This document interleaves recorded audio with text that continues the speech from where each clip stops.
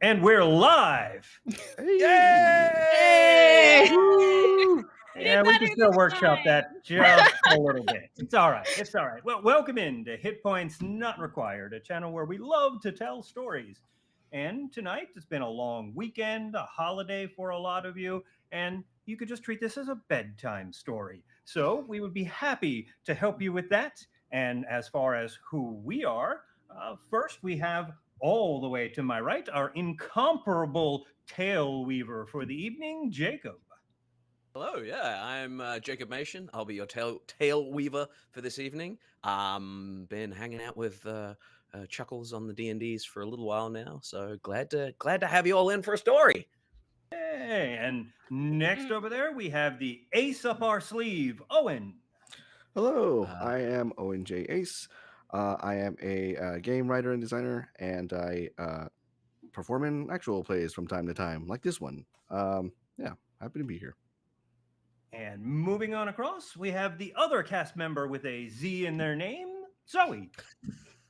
Hello, my name is Zoe Monroe. I'm a Twitch streamer, D&D player. I'm just happy to be here. Fantastic. I am Chuckles. That's Chuck with an L-A-Z. I also am very happy to be here, as will my character be. But that is something for a few minutes from now. Moving on along, we have our resident crafter of math rocks, Carly.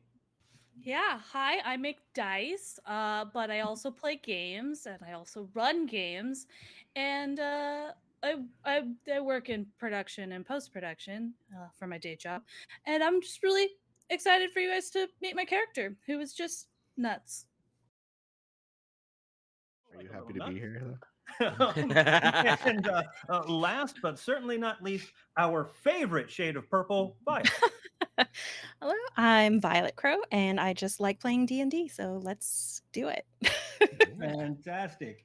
That is all of us here at the table. But more importantly, we are doing this not just to tell you a great story. We will be telling you a great story. But in addition, we're doing this for a fantastic cause. And here to tell you a little bit more about that is our producer, Rook Vellum.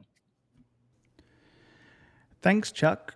Reach is an organization that supports victims of sexual assault and domestic violence across Western North Carolina.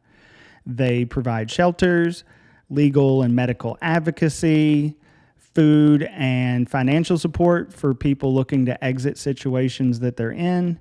They go into the local schools and educate the next generation, all with the eventual goal that one day they'll have to shut their own doors because they're no longer needed. I have seen firsthand the work that they do within the community, and I just want to say thank you so much to the cast for being here this evening. Thank you to our viewers for taking the time to support us in what we do. And thank you to anyone who finds themselves in a position to click that donation link and be able to help us leave the world a better place than we found it. I'm going to turn this back over to Jacob. We've got an exciting show for you all tonight, and I'm pretty sure you're going to love it.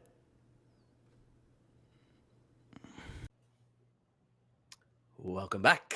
We begin our adventure this evening in the sleepy shire Are there a lot of of sheep? Dennick. There are a lot of sheep. Yeah, it's a bad place. Can I We be are a off sheep? to a terrible start.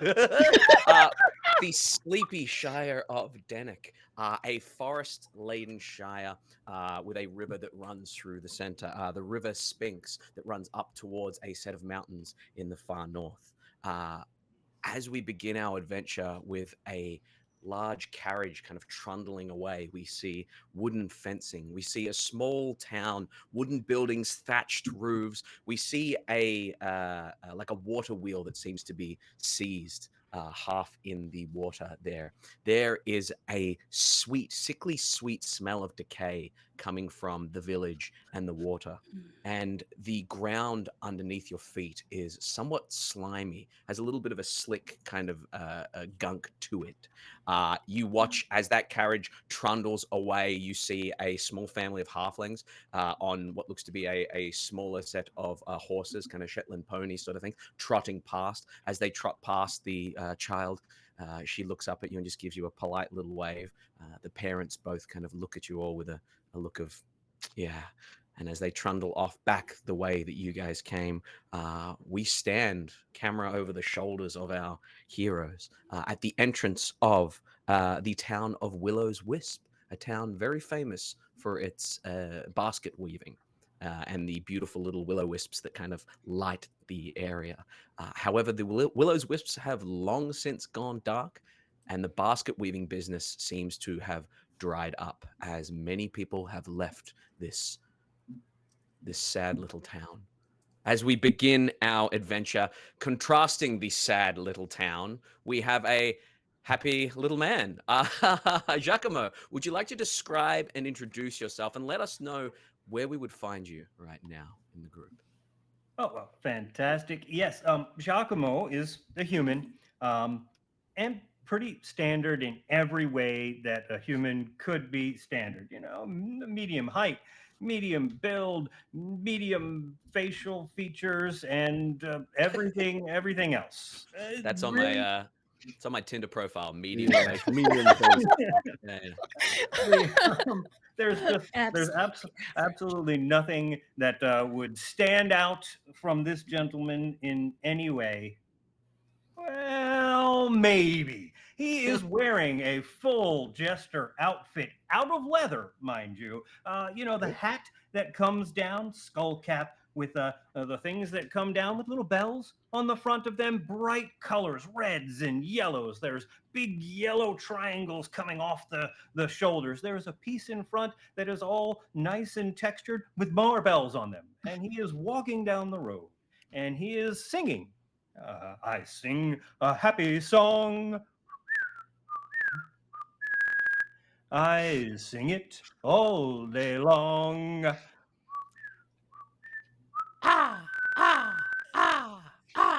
And my Crow flies friend by. has a mighty brew that he will share with me and maybe you.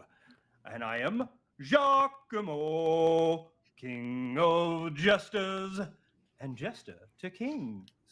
And I bow to whoever happens to be watching. It doesn't matter. Cat, giving me the stink eye, of course. A couple of dogs that are trying to bury their heads. Some rats that are trying to figure out if they can use this as a distraction.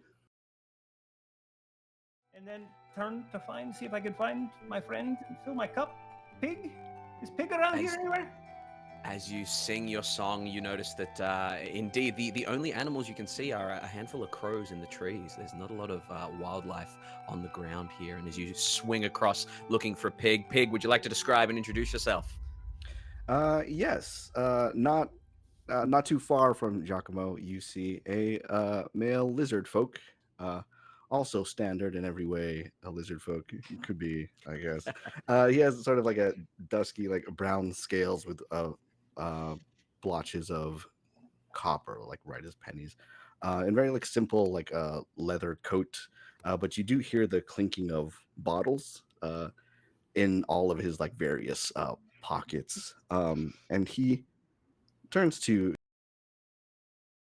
as he sings this song and says, Giacomo, as much as I appreciate the free advertising, I don't think we have to be so literal with singing all day long. I think if you knew one other song, it might be nice to hear. I can work on else. that. I'll work on learning another song. I mean, that's it's just been going round and round in my head. But you know what? I'll learn one before we hit up that nail saloon. I promise. I promised you we would go from our town to a bigger town. It's been a whole 3 miles, but this is a bigger town, and this has the best nail saloon. I mean, your Manny's and Petty's, they'll never have felt so cured. I promise you. Just one more time. Can I sing it one more time? I don't think I could stop you. I've tried. So. Yeah. Giacomo, as you hear the clink of the bottles, perhaps warriors come out and play comes into your mind. And as you're walking across, speaking of warriors, Simuel, would you like to describe and introduce yourself as you follow this odd duo of your party? Simuel is fits right in with these two in that they are also very average. They are so Hell What's yeah. going on, guys? Are we feeling all right tonight? Is everyone feeling all right tonight? Well, just wait. It's You're okay. all Just wait. beautiful. You're all beautiful. You're all fantastic. No one here is average. There we go. they're incredibly tall. They're incredibly strong looking, but they are incredibly neutral with their gender, their looks. Everything about them is just middle of the road. They could be anyone and everyone, and they kind of sidle up next to Pig and they go, Gia, I love your singing. It could be good to have just a little bit of a break. It might be a good idea. All right. A hum, perhaps, instead of a full jaunty song.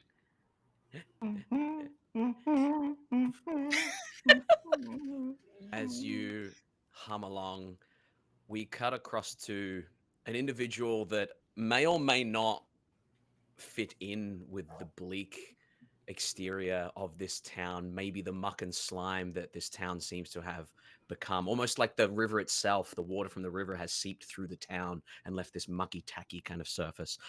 Black, would you like to describe and introduce yourself, please? Yeah, absolutely. So, as you mentioned, like the camera came down on the rest of this group, but then it pushes past the group behind them to the icky, slimy ground. And there's a figure just rolling in the slime. Oh, Rolling in the slime. no. There's yeah. absolutely nothing average about this creature. This creature has dark black skin with like a deep emerald undertone. Is covered in like the most like distressed and like ripped up clothing, and with like a mantle of this matted black fur with a matching matted black cap that you can only tell that it's a hat if you look closely because their hair is also matted and black. And they're fully just ignoring the rest of their group and just doing like this luxurious like stripper roll in the slime. Bow, bow, bow, bow. And yeah, they're Nice. just a little goblin. They're a little goblin just under 3 feet tall. And yeah, if they could be swimming in this slime, they would be. Yeah. As Black does breaststroke through the slime, we cut across to the final. Such a visceral image. As you make your way through the slime there, as your party is kind of moving away from you into the town, as you step into the town, you do see most of the shop fronts are up a set of stairs. All these buildings seem to be on stilts in order to make up for the fact that the river would maybe sometimes flood. We find someone who might be, I guess, a stark contrast to the surrounding environment and Black. Izzy, would you like to describe and introduce yourself? So somewhere between the group walking along and the goblin rolling in the muck is a small goblin, not goblin, small gnome woman with this sort of fluffy, almost cotton candy-like light pink hair. She wears sort of loose, comfortable robes in pale pinks and greens. Just sort of a standard pack on her back with a crossbow on it that is very has a lot of carved details in it and looks like it might be more ornamental than functional, but it probably works. um, on the side of the pack, there's a little gray pouch tied onto the side, and on the belt on her robes is a little harness with a book hanging from it, bound in white leather. So yes, this soft light colors being a bit of a contrast to the surroundings. I'm just kind of staring around, taking in the sights of the town until I, having no idea where I'm going, just slam directly into Simuel's back and look around stunned for a moment. Oh, where's Black? Here I am! And she gives you a bit. They give you a big hug, covered in slime, just covering you in slime. Oh, there you are! This road is great. Don't you like it? It's so good. Oh yeah, it's great. It's wonderful. I'm glad you're enjoying yourself. Yeah, you want to enjoy it with me? You should roll with me. You need okay. to. You're too clean. I think you've done an excellent job. As I look down, the black smears all over. Just pat the sides of your face and leave. Yes, just oh, like thank you. Slimy handprints. It's very kind of you. Very kind of you, Black. You look so much better. Yes, of course. The second Black turns away, prestidigitation. Prestidigitation cleans it away immediately. You realize that Simuel has come to a dead stop as Giacomo has come to a dead stop. The jingling of his bells deadened with his immediate kind of seizing.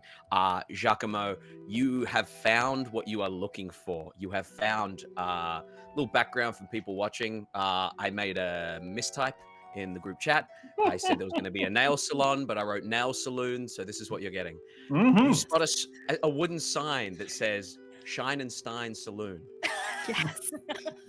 You see that there is a set of double swinging doors. You can hear like jukebox music, like crank kind of jukebox music, like that coming from inside the establishment.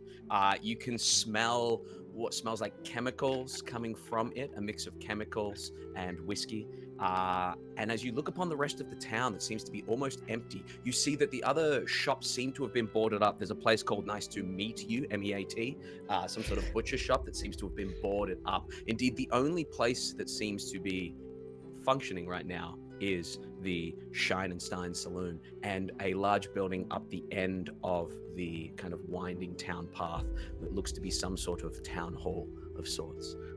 The water wheel that may once have been used to kind of power the weaving, the basket weaving, stands still, and that stench from the river seems to permeate through the smell of chemicals and the smell of whiskey.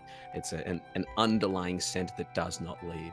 A soft as a crow kind of flies away, and you stand in front of the Shine and Stein. I mean, I totally stop right away, and then without even looking, just reach behind and like grab on the pig. There it is. There it is. You excited? Are you excited? Yeah, I'll see you. Let's. Why don't you? Wait, where are we going? We're gonna go get our nails did. Saloon. Oh, you want to see something funny? Yes. Always. I use wild shape, and I turn into like a horse, but it looks like a horse from like Game of Thrones, like half dead, like, you know, like the skeletons like showing. Yeah. And then I just barge into the Shine and Stein as like a half dead horse. As the doors swing open, the rest of you hear screams. As you barge in, Black, They were right. That was funny. You would see in front of you a single-story establishment. You would see that there seems to be a bar up the far end that kind of curls around the middle far end of the room. You would see that there are a number of round, kind of just basic tables, but along the wall seems to be a set of like pistols set in almost like a carnival game kind of setting, like four of them kind of lined up together, and you would see that on the wall there seems to be a painted outline of a hand, as in a target where you put your hand, And you would see as you come on in, there seems to be a very drunk individual there with kind of, looks to have 4 long nails and one that's kind of been chewed off or something. They're holding their hand up against the wall. And as they hold their hand up against the wall, some other partner of theirs, this man with a long mustache, just kind of goes, all right, here we go. Aims one of the pistols, and as it fires, you watch the nail splinters off. And you gather that this is the Shenanigans Saloon. As you step on in, the barkeep looks at you, Black, and says, "Well, whose horsey is this? Is it? Oh goodness! Oh, it's more dead things from the river, boys. Grab your swords, grab your weapons." And they kind of try to, they jump behind the carnival guns and kind of swing them around, and they're kind of holding onto the swinging carnival guns as the barkeep reaches up over the bar and pulls down what looks to be some sort of ornate I just do like a crossbow. little prance into the middle of the room, like the full like prances from like the competitions, like the little, Dressage, like, dressage yeah, on dressage. it. Yeah. like a full like little horse dressage. But I'm like fully leaving like slime and black goo like Yeah. wherever my feet touch. Yeah, you're trotting it out. As you trot it out, it's one of them fancy dressage horses. Take it down. Take it out. We don't need any of those in our town. And he I will- aims the crossbow at you.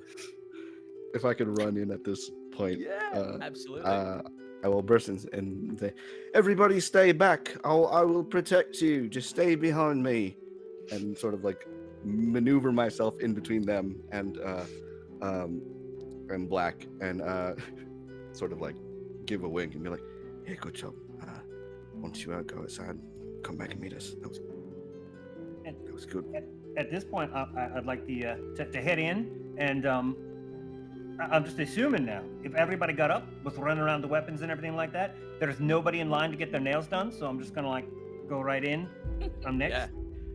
As you step into to the mani-pedi kind of station, the guns kind of the guns and the crossbows kind of swing around to you. They look at Pig, they look at Black. "What meaning of business is this?" says the bartender. "You outsiders, huh? This sort of stuff has been happening too often. This is what we're talking about." Kind of aims at Black once more.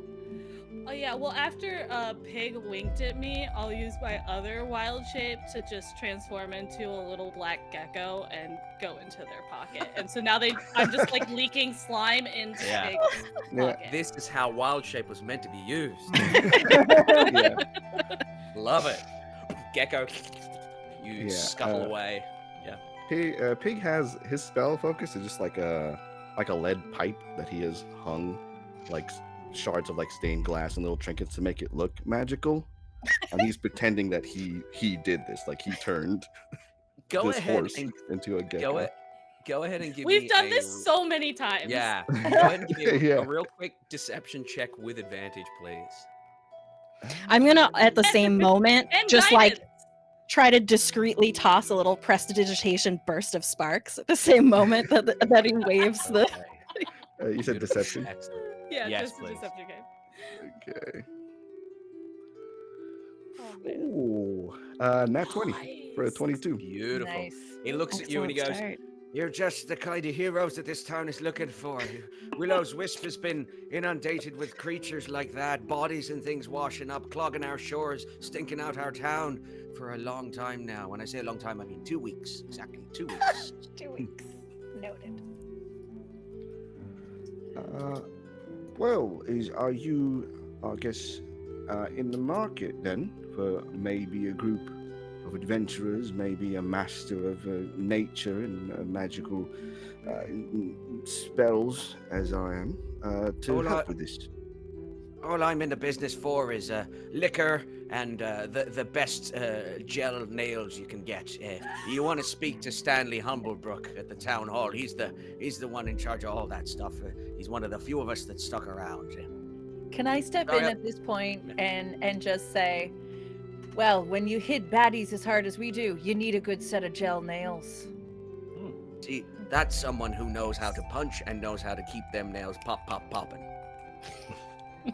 Liquor and nail gel. Can I just stay here forever? You're more than welcome to. The town's been empty since, about a week ago when we sent a search party out and they didn't come back. So, you're more than welcome to stick around. The more people, the better. I'll be with you in a second. And kind of, you watch as the two drunkards go back to the trying to trim each other's nails with with I just projectiles. stick my gecko tongue over my eye. I have probably at this point, if Giacomo is still pursuing getting a Manny, I am following suit. I have wandered away after the prestidigitation. I have wandered off to go see what's going on with Nails. Mhm. Excellent. Yeah. I will. You head- Pig will walk out like holding this gecko. He'll like walk out of the door and walk back like 1 second later holding a goblin, and then put the goblin in it. Excellent. Excellent. My nails are fine, and they're just like cracked and broken and already fully black. They're perfect. There is such thing as a lost cause, I'm afraid. However, you two, the barkeeper brings out a tray of what look to be large, almost like drinking horns sat in kind of cradles, and kind of sits them on the table that you guys are at. As you kind of place your nails into a small bowl of warm water, the barkeep comes across. As the barkeep comes across, his gruff demeanor sheds ever so slightly, and as he sits, he says, "Right, so what are we looking for? We're looking for mani-pedi, just the nails? You want The full VIP package. I mean, the hot stones, Yes. we want the works. Whatever is your specialty. Oh, my specialty is everything, love. Of course I can do that." And he gets to work. As he sets about work, he starts to get ever so chatty. And he says, about 2 weeks ago, the river started to have a dark stain through the center of it. No offense, looks at you, Black. The dark stain got worse and worse, and we're not used to that sort of thing. We need fresh water to survive. It was about 4 days in that the first body washed up and got stuck in the wheel that we used to weave. And from then on, it was weird things like bodies with ravens stitched to them, four-legged creatures with different multiple heads and things like that, all washing downstream. We didn't know what to do. We sent a small adventuring party upstream. That was about a week ago. When they didn't come back within 3 days, it's not a long trip. When they didn't come back, we decided that perhaps it best we clear out, and most people started heading back in towards the main city there, out of the Shire, out of Willow's Wisp. I'd really like to see one of these bodies. I'm not surprised in the slightest. For medicinal reasons. Medicinal. No, it sounds awesome. I mean, to be fair, this talk of dead bodies and dark stains while you're taking care of my cuticles, that's fantastic. But I thought the VIP package came with a drink. Do we get a What? I don't need to take care of your cuticles, honey, when you take care of them yourself. These are fantastic. Yes, of course, there's a stein for each of you. Hands the steins over. Well, what looks about at the you, Black. body? Yeah, looks at you, Black, and says, I mean, the bodies are kept in where the old mill is. You'd have to speak to Stanley Humblebrook for permission to get in there. He keeps that locked up. I can send one of the lads out to bring him here if you're a bit, obviously you're occupied right now. Yeah. Right, Jason, and they kind of turn. Yeah, head over to the town hall and bring back Stanley Humblebrook. We've got some potential adventurers to save the town. Wait. And they kind of stumble, bump into each other, walk around. As they walk out, there's one of them slips, lands on the slime? gunk that Black's kind of shedded, yeah, gets back up, and they trot on out. The doors swinging behind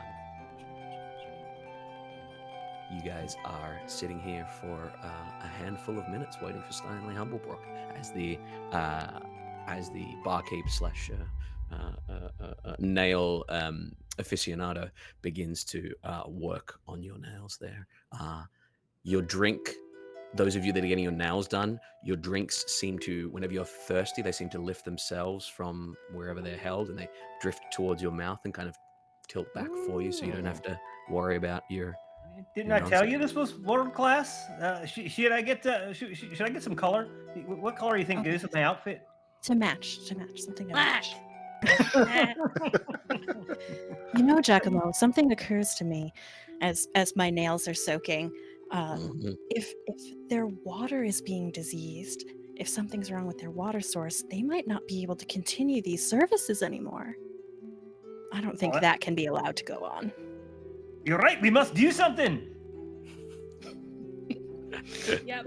Black is just wandering around and like as subtly as possible, touching as many places and locations across this bar, just leaving gunk, surprise, goo, and gunk Yeah.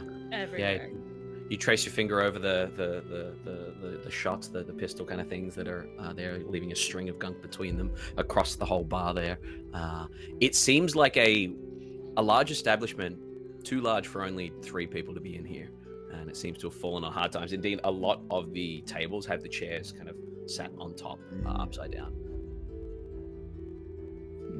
As you sit there, another 5 or so minutes would pass before the doors swing open again, and in walks a halfling. He has almost like a Kramer-esque shock of hair that kind of comes up in a bit of a lot of volume in the front there. You see that he's got enormous mutton chops, but quite a young face, almost a cherubish nose. He's wearing what looks to be a white shirt with a like a maroon vest, and black pants with nice boots that are covered in gunk, obviously. As he steps on in, he nods. He says, "All right there, Jolly?" "Yes, all right there, Stanley. These are the people that I wanted to see the bodies." Yeah. Right. Okay. May I ask why you want to see the bodies? It sounds awesome, but also I want to figure out what's happening, so maybe I could do it, because it sounds really cool. And by do it, they do mean do it to the people that have done it to you. So that Wait, is that what I meant? Mm-hmm. Is that what I meant? Yep. Mm-hmm. Save I the mean, nail sure, salon. as long as I get to do Right. it. Right, we came here to do it the whodunit, so. Ah, Exactly. that's funny. You're adventuring types, yeah? Huh? That's right. You got a group name? No. Black goo. Yes, the Okay. Black Goo Crew. Yes, that sounds black- right. The Black Goo Crew. Have I seen your work before at all? And I need a like a verbal CV. Dad, did you hear about what happened at the bar? It was covered in boggle crap everywhere, all the goo. Kind of tilts past you and looks at the bar. Goes, aha! Well, I heard about it now. There was also a zombie horse that I turned into a lizard, so you're safe from that one. Ah, I did see that. I did see them do Mhm. that. It was a zombie horse that turned into a gecko, and he took it outside. I turned kinda him looks- into a sloth once. It was pretty cool. Yes, Wow. yes, that also less relevant to today, but that did happen, yes. And that I gotta be seems honest. entirely fair. I really think, looking around at the clientele and everything that you got here, you really don't need to be all that picky. You want somebody that's going to go and do something to keep the nail salon around. You ain't got a lot of volunteers. Saloon. Listen. You beat me to the punch. I was gonna say beggars can't be choosers, and right now it's myself, it's Jolly, it's Jason Gents, there's a few other people around. We don't know what to do. We can offer you not too much. Perhaps Jolly? Manicure? Right. I was gonna say I can offer you a lifetime supply of Yes. mani petties. We accept. here. So, Can I take Oh. all of the goo? Can I have all of the goo? In fact, I have I all the prefer. gunk and the slime. Can I just I have prefer you all to- of it? I prefer you take all of it with you. Yes, absolutely. Great. Yeah. I'm in. Okay. Well, I'm glad we've reached an accord. What I would recommend is heading upstream. That seems to be where the darkness and the sludge comes from. We had an adventuring group head out a week ago. They were due back like 3-4 days ago. They didn't come back. If you can find out what happened to them, if you can bring them back, that'd be swell. The How many bodies members though? in the Can I see crew? them? I still want to see them. Oh, I can show you the bodies. Yeah, I just wanted to make sure we're on the same page. The bodies are just in the windmill. The watermill. Uh-huh. If you want to come with me. Yeah. Perhaps on the Okay. way you could tell us about the other party you sent along upriver. So if we see them, we know what we're looking for, so to speak. Absolutely, absolutely. Who's coming with me? Not just the gunk. Yeah. Am I Is am I someone else dry? coming with Am me? I Oh, am thank I you. good Okay. to am I I dry? thought we still had another like 15 minutes. I mean, I only have color on one nail. I can. Bodies can't wait. Mine Like are we still a always little say- wet, but I think I can manage it. I think I can go. BCW bodies can't wait. I like it. Maybe you could like as we walk, you could finish the color. Can you? Right. I can do my best here. I can do like a varnish over the top that'll dry really quick. Just try not to scratch them, and when you come back, we'll polish it off. So to speak. Pun intended. Right. All right. That's the joy of a gel set, is that it sets very quickly and you don't have to worry about the smudge. You Absolutely. know your stuff. With black around, we always got to worry about the smudge. I know. Speaking of, Black was gonna very subtly on the walk over there just try to like touch their gooey finger to one of Giacomo's freshly painted fingers, like very subtly to like just set in some goo into the gel. I'm accustomed to this, and I press the digitate exactly when they're right there, so it, it sort of counteracts and cleans a little bit of black at the same time. Yeah. I just start rolling in You the immediately- slime on the ground again. You drop to the ground and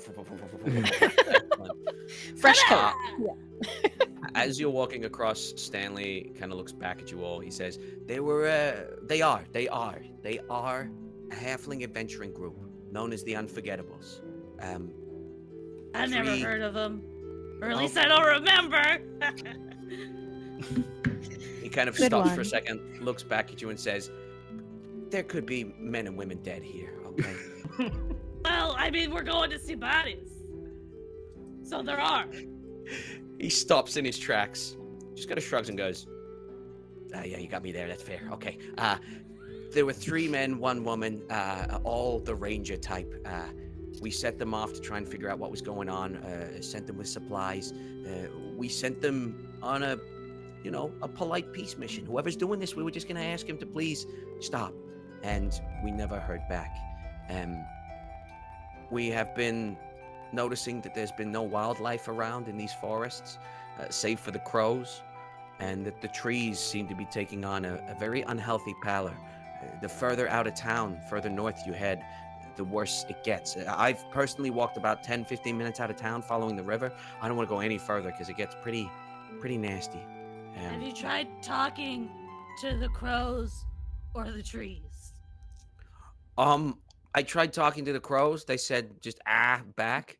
The trees don't seem to want to talk to me. Now I'll try. Okay. Do you want to talk to the bodies or the trees first?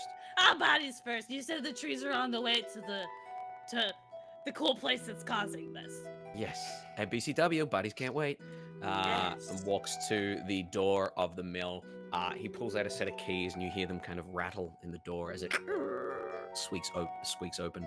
Very dimly lit interior to this long building. You can see that the water wheel on the outside is half pressed into the building, and it seems to be moving some sort of mill or flattening stone. That you see that there are reeds of almost like tree bark that have been kind of pressed, flattened over and over. It seems to be halfway through like one particularly long reed. You can see at the end of the conveyor belt, so to speak, there are a number of baskets half put together.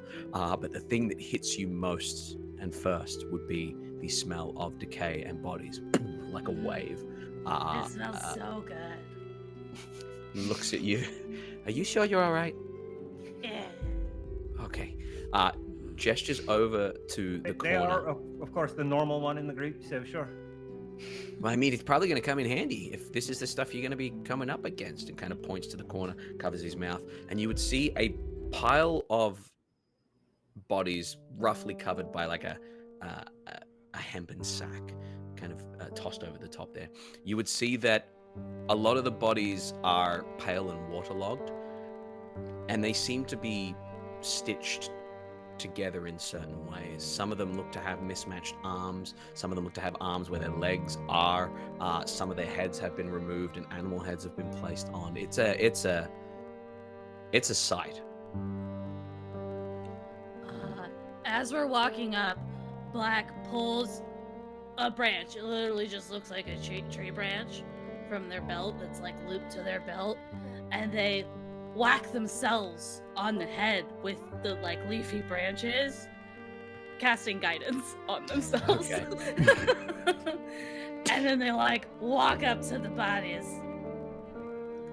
and they just start like investigating the goo and just trying to determine maybe the source of it or how it happened or any of that. Yeah, absolutely. You can make an investigation or a medicine or a nature. It's up to you. I will do a medicine check because that is wisdom based. Excellent. Stanley's staying back at the open door where the airflow is best. 18. Nice. 18. That's with your guidance on top. Mm-hmm. Beautiful. With an 18, looking at these bodies with a medicine check, they're definitely dead. They have a decay to them that isn't indicative of the time they've been in the water and out of the water. This decay seems to be possibly years old. These bodies seem to have been long dead.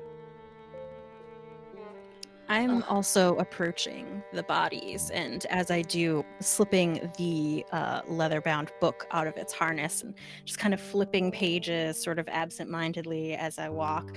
And as I approach the bodies, I start kind of muttering some words, only half looking at the bodies in front of me, and casting Detect Magic. Beautiful. As you cast Detect Magic, your vision kind of shifts a little bit, and you start to see hues of color from and auras from each of your companions. And from the bodies, you get a distinct residue of necromancy, like an attempt at necromancy. Okay. Not full necromantic power, but an attempt at necromancy. I'm gonna take a pouch, not a vial, a pouch, and just start putting any just scooping up leaking fluid. Yeah. Into the Absolutely. pouch, and Yeah. tying it at my side. And I'm leaning in and leaning over Black while they're doing this. And I'm like, would it be easier? Did you want to talk to one of them? Oh, that's right. You could do that. I mean, do you want me to ask the questions? Because the last time that happened. 5 questions about goo. Well, I mean, we really only What's get your 4 favorite in this case, but it'll be. Did you want to? I mean, I don't want to go through all. It's a lot of effort, and I don't like. I hate don't- going through a lot of effort. I don't know that they may not be too pleased to talk about what happened to them. I think someone was experimenting on them in some way, maybe Yeah. with magic. It looks. This isn't just cutting I people wonder up. if I could get a crow head. I don't know if they know just how to do this people. right yet. Well, obviously, I just meant in the future. It'd be really Maybe. cool if I could get. What if? Oh, maybe if what they have I could notes, just do maybe a they've partial learned. transformation. Because I do the shapey Mhm. things. Mm-hmm. What if I just shaped my head? Mm-hmm. So Just when my you head. say crow head, it's not like you want a crow head to keep in a bag. It's you physically want to have a face made of Oh. crow. It's I probably mean, it'd be really cool, right? Probably both. Very intimidating, I would give you that. Very intimidating. Yeah. Mm. And when they smile, their teeth are fully black, but not rotten. They're very well taken care of. They're sharp, but they're just fully black. The cleanest part of this Yeah. goblin is the Yeah. teeth. So I didn't get a clear answer here. Did you want me to go through and do all the effort and work at this so we can talk to one of these things, or You know I like to talk to dead bodies. like, Yeah, let's do it. all right. So you all know I've been around a bunch of different places, and I have traveled. I have, I've drifted from place to place, and I've been where these guys are. And if you want to talk to him, you gotta reach down, way down. I literally just start Hades reaching down. as if I'm gonna pierce my clawed, scraggly nails like into like their gut, into where their intestines are. Like it just. Fantastic. It is. We're gonna reach way down to Hades town. Way down. And like come up like underneath the rib cage. Like that? Is that what you meant? I will pick up Black and just move her farther. I like bring some of the intestines out with my hand. You gotta Did go I do it deeper. wrong? You gotta reach down until you hear that train a coming. I don't know if you all I know don't what a hear a train train. is, but imagine a locomotive going clickety clack. What's a on its locomotive? ethereal Yeah, I track. don't know what a train is, but I do know what a locomotive is. So thank you. Very helpful. Clarify. You said a locomoto? What's a locomoto? Is it like a crazy thing? Just listen for that clickety clack. Can you hear it? I can hear the drip drips of the intestines. Just don't turn the body into a puppet. I think that Hmm. is fine, right? Well, you only need a little bit of the body. Doesn't matter. This train is coming, and there's a man stepping out, and it's this man that we want to talk to. Hey, man, what's your name? Oh, I'm sorry I took your gun. It sits up. As he sits up, you can see that his part of his jaw is kind of exposed. His guts have been pulled out. You can see that he seems to have stitched to the side of his neck. Like a crow's head has been stuck to the side there. As he kind of comes up, the crow wakes up as well. You can see I that can't speak with animals. Perfect. You see that he has feet for hands, and it looks like his arms and legs have been swapped over. As he kind of sits up, he looks at you, Giacomo, and he says, "Who disturbs me from my slumber?" No, that's not the Crows way say this the works. same thing. That's not the way We'll this get to works. the crow in a minute. Yeah, we'll get to the crow in a Okay. minute. Yeah. That's not the way this works. We ask you the questions, and I asked what your name was. I can't ask questions back. That's two. That's two. I am Alonso, merchant of. I was gonna say Venice. Merchant of Axio. All right, 4 more questions. Whoever wants them. Pig, can you fill me up? That took a lot out of me. Oh, right. Pig, can you fill me up as well? Yes. I start that's handing your him third his guts. question. This might be why you feel empty. And I start like Starts to, like- shoving the guts back inside of his body. Okay, yeah. As you shove the guts inside him, sorry, Pig, go for it. I will take one of the bottles out of my coat and pour some of the moonshine that Pig makes. This is his regular day job is making booze, and he will pour some for Giacomo and pour some for Alonzo the corpse, and say, "So, who did this to you?" He looks at you. He says, first he asks his own question. He turns to Giacomo and says, "Please tell me how it tastes." And he kind of drops a finger down after counting his own questions. These spells go both ways. He looks at you and he says, "I died in a farming accident a long time ago. I was laid to rest by my family at the cemetery atop the plateau at the mouth of the river." And it tastes a little bit like apricot and just a hint of like dirty sock. I think you saw some of the other still, but you know, it's good. I like it. Those are trade secrets. But, yeah. As you think of other questions, we cut across to Black talking to the crow's head. The crow looks across at you. Oh, you speak Crowese. What can I do for you? How'd you get attached to this guy? I was flying, following the Black Mr. and Mrs. They asked me to fly down. I landed on their hand. I saw this man on a table in front of them. I don't remember much else. Mr. and Mrs., who are they? Morpheus and Mephisto. The What headmaster are and they? headmistress. They are keepers of the lore of necromancy. They are our guardians, our summoners. They don't look like they're very good at this. Yeah, it's Necromancy not thing. them doing this. It's their the young ones. Wait, they got kids that are doing this creepy stuff? They're like learning the trade? Something like that. And the crow's head kind of goes limp. I think that's about 5 questions.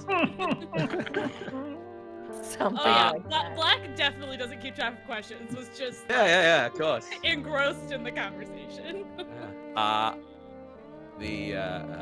Alonzo is now kind of like looking at the rest of you. He's kind of poured some of the he's actually got it between his 2 feet hands and is kind of like trying to drink it as it kind of spills out his mouth there. Pig, do you think you could ask him if he knows where this Morpheus character might reside? Yeah. Alonzo, what would you say if I asked what they said? I would probably say that Morpheus is underneath where I was buried.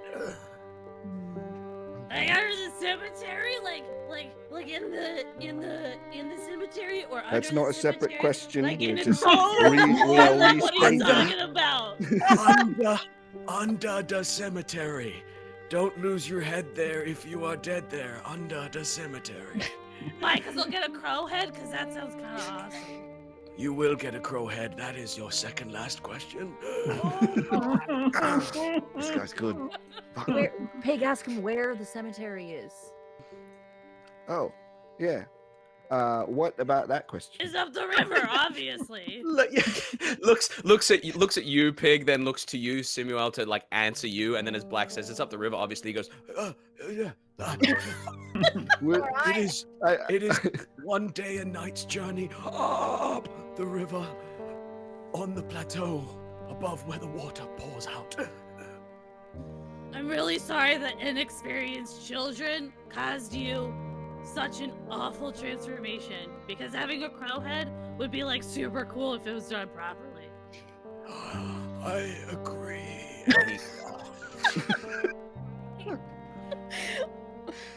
Oh, we are True very that. good. bet, and dies. Black's See, amazing at this. meanwhile, I don't know what you're talking about. Black is a great Yeah. information gatherer. Yeah, Izzy's been Izzy. taking notes this whole time, just kind of scribbling in her book, and at this point, just kind of looks up. Says, "Well, one thing to say for this is it probably bodes well for the missing people. They didn't kill this man; they just used a body. So if the people who left were alive when they left, maybe still alive." Well, maybe they thought it would work better if the person was alive. Well, that's true. They might have. Hmm. Well, I guess we'll have to see. Yeah, I really hope it works. It'd be super cool. I'd be curious to see their notes, to be honest. I think that's wise. That sounds like too much reading. Read it for That's I'd all me. right. rather just dig into the bodies themselves and figure out what happened. We can do both. I like But both. the point is we have to find them first. Well, it's just up the river, a day and a night. You said. Yeah, well, seems like a Should- good start.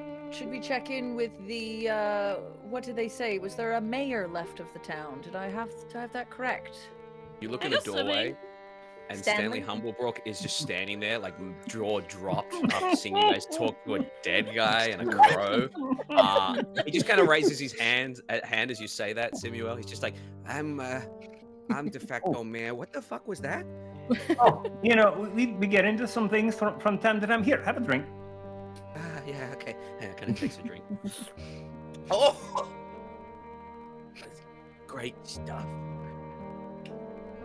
Hands you the drink back. As he hands you the drink back, he looks at you. He says, I can outfit you all with whatever we've got and send you on your way. You just tell me what you need. I'll try give it to you. And my prayers and wishes will be with you. As much slime and goo as I can carry. Okay, I think you've got that under control, but there's more slime and Yeah. goo and glue on the way. Oh, Great. both. Can I go swimming? Is that allowed? Can I go? I would like to go swimming. I'm not your parent. I'm not your guardian. You can do whatever you want. And as Black runs to the river and jumps into cannonball. the fetid, murky water that you can barely see the bottom on, we are going to go ahead and take a quick little break and come back to you guys heading off upriver.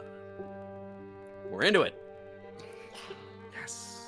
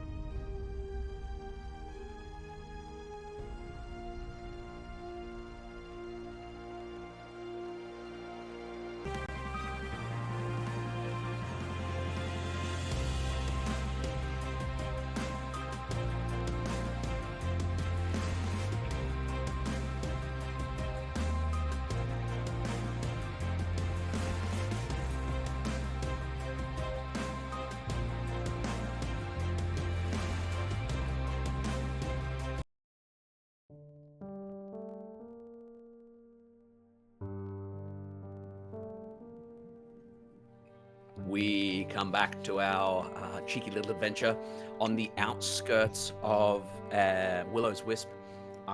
You've been kind of led through the boarded up town and led to the water's edge where Black kind of dove in, cannonball splashed everywhere.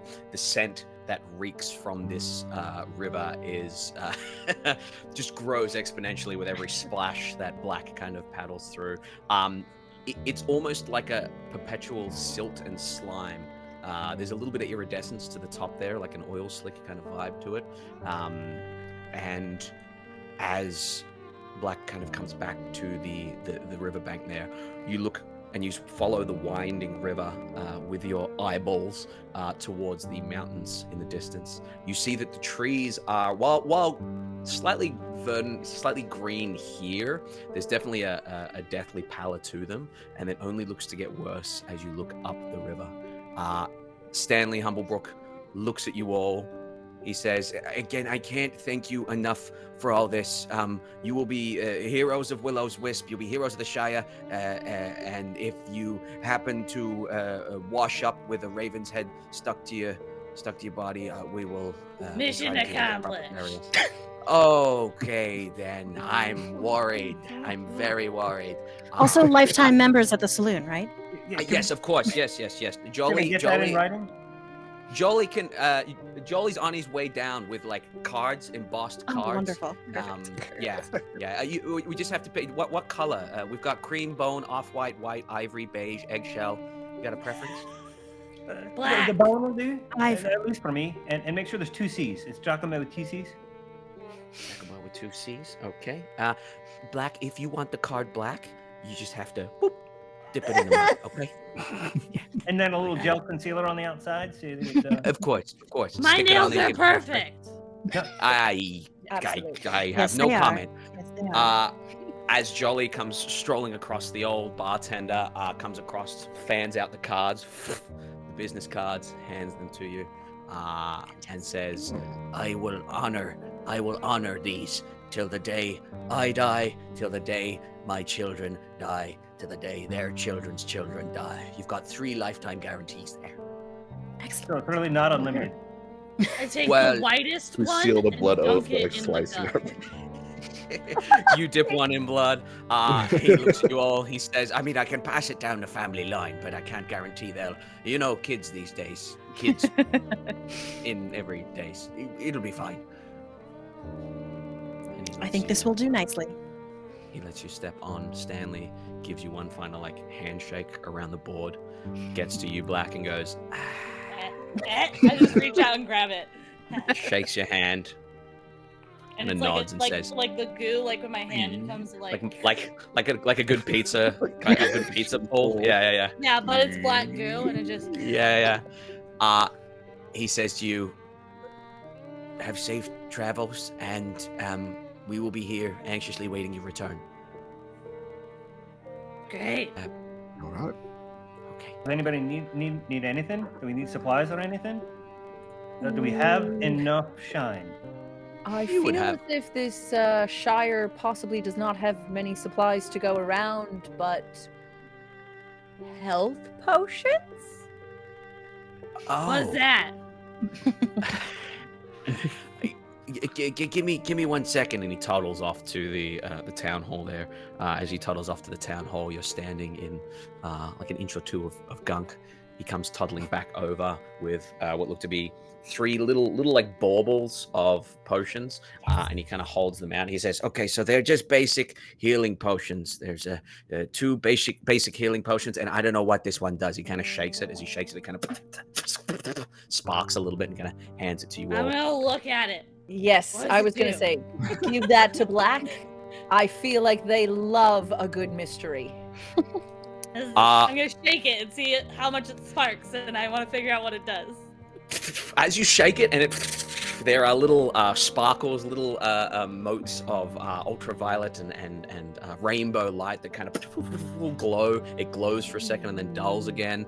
You pop the cork off and do a little taste. Put it back on. Can you go ahead and make for me a? This is going to be just an intelligence, investigation check. Okay. They will wax tourism. themselves again with their branch. Beautiful. Yeah. You take one sip and you go like Paul Bettany in Angels and Demons. Natural 20 and Okay. a 4 on my guidance. Wow. Okay. As Maximum your sensitive palate kind of tastes this, this is a truly wild magic potion. You are not sure what it would do. One chug of this, you're gonna roll a D100, and I'll tell you what it does. Hey, you guys ever met those magic users where sometimes like crazy things just happen when they use their magic? Mhm. It does that. Beautiful, honestly. I love In it. the right hands. All right. If we're ready to go. Yeah. And I'm just sitting there. I had gone through and I reached in my bag and taken out a pearl, and then I'm like, oh, okay, don't need it. I'm not really needed here. It's fine. And I put it away and go back to drinking. Excellent. As you put your Does pearl anybody away. else want it? Otherwise, I'll take it. I think that's all yours. I think you're good with the mystery, my love. Yes. Yeah. I really hope I get turned into a plant. I heard that happened to somebody once. It sounds awesome. It does. I'm bet I'm One can super hope. pokey. You would be pokey. You would be a cactus for sure. Oh, is that what they're called? Indeed. Great. Sounds fake to me, but oh well. Pig's whole thing is he has lived his entire life in the city and actually doesn't know anything about nature. so plants and animals like from the forest and from the wilderness are very foreign to him. So That's A opposite. cactus I've is- never lived in civilization. A cactus is quite absurd. You are correct, but trust me, they're real. They're weird, and they are real. nice Some of try. them get really big too. So I would be a big, spiky thing? Like bigger than I am now? Sometimes big, sometimes small. But most things are bigger Alright. than you are right now. Well, if we're done telling tall tales, maybe we should get on with it. We can talk about cacti as we walk, I'm sure. We can stop boring poor Stanley here. I assure you, I am not bored at all. So succulents, we could talk, all sorts of things we could. No, okay. No, yes, succulents, lovely as well. Sometimes spiky, sometimes not. Mm. Do they suck? They suck up the water. Ah! Would they like this water? Because this water is awesome. I don't think they'd like it as much as you do. Mm. Do you mind if I swim up the river while you guys walk? Fine with me. Like as you jump into the water once more, you find not only a hair on your tongue. Oh, You find. I just start- Yeah, slurp it back in like spaghetti. oh, Sorry. no! I once found a long hair in my spaghetti from my university res that you just brought me back. No. Oh no. As you jump in the water, you gather that further out, that the river spans around 20 to 30 feet at points, and you gather that at about waist to kind of chest deep for you, especially, it's manageable. You can kind of frolic at the shore, but if you were to head out into the water, you would be fighting a current upstream. So you're able to kind of slip into the water and then jump out and roll in the mud and then slip back into the water. As What you if I turned into a crocodile? What if you turned into a crocodile? I turned into a crocodile. There we go. Yes. As you make your way upstream, And there's just a line of this river is already gross, but there's just a line of black slime behind them, Yeah. like a snail like oil trail. slick. Yeah, absolutely. As you guys make your way off, Stanley gives you a cheery wave, and then kind of as you see him, just kind of puts his hand down and goes, and then turns and walks back into town. You start to make your way up the river. I would love to know, you guys have been adventuring for around 7 levels together now. You've got this travel thing all sorted out. I'm not a huge fan of I make survival check, blah, blah, blah. I would love to know how each of you aid each other in travel. What is your little thing that you do to aid travel? I got this covered. Izzy, you and I'm going to take 10 minutes and cast Unseen Servant so they can finish up our nails as we're walking along. So that's our very important thing that we have to be and maybe just get a little bit of that goo that Blackie has going on, and little decorations in the nails. Before I turned into a crocodile, I cast Pass Without Trace. Excellent, a stealthy crocodile. And it seems to bellow out, much to a lot of your chagrin or disgust, maybe. Some of that black kind of goo, that gunk, that ichor starts to kind of melt in with your footsteps and cover your lower legs in order to cover your tracks. And your feet are totally covered in goo right now. Excellent. So we'll pass that trace. I hate when you do that. I can never hear my bells right. And then goo just flicks off. Like it's clogging up the bells. Exactly. What's everyone else doing? I've got an alright perception and passive perception and insight. So if unless someone else is thinking that they could take up the front, I can kind of take up the front, maybe a little bit further than everyone, and just kind of be like skulking and keeping my eyes open for any shenanigans. I will get a perception check from you. Yeah. Pig, what are you doing? I was gonna say maybe I will help Samuel. I think maybe they've tried to describe a wolf to him, and the closest thing he knows is a junkyard dog. So he's this big bulldog mix that still has a collar and a chain on his. On his yeah. So you're giving the help action there? Yes. Yeah. Or you can do it yourself if you wish. Yeah. Yeah. I will do that. Yeah. I will use Let's get separate. Yeah, my perception was not great. I'll put a hand on the dog's collar with permission. Look at Pig first, and say just follow the pattern and cast guidance. Okay. Oh, awesome. Okay. Your guidance is much nicer than mine, but I'm a crocodile. What did you get? Sorry, Samuel. 7 on the perception. Okay. The what you noticed most is just that the trees start to go from their vibrant colors to the trunk becoming almost pale, the bark becoming pale, and the leaves themselves becoming kind of blackened and crispy the further upstream you get. Other than that, the only other thing you notice is that after every 5 or 10 minutes or so, you would just hear that as a number of crows just kind of fly away from the spot. What did Pig as junkyard dog get? Yeah, so specifically using hearing and smell, I got a total of 22 with the guidance. 22. Excellent. You pick up early on in your day. You pick up on the decaying scent, the long gone scent of some halfling troop here, and you gather you're following along almost the exact same footsteps that they did, and you also catch a scent. Being a dog-like creature, you catch the scent of other canine creatures that have been in this area in the last week at least, as you trek an hour, 2, 3, 4 north. Yeah, I will relay this once I have the ability to speak again. Yeah. It's like Scooby-Doo. Yeah.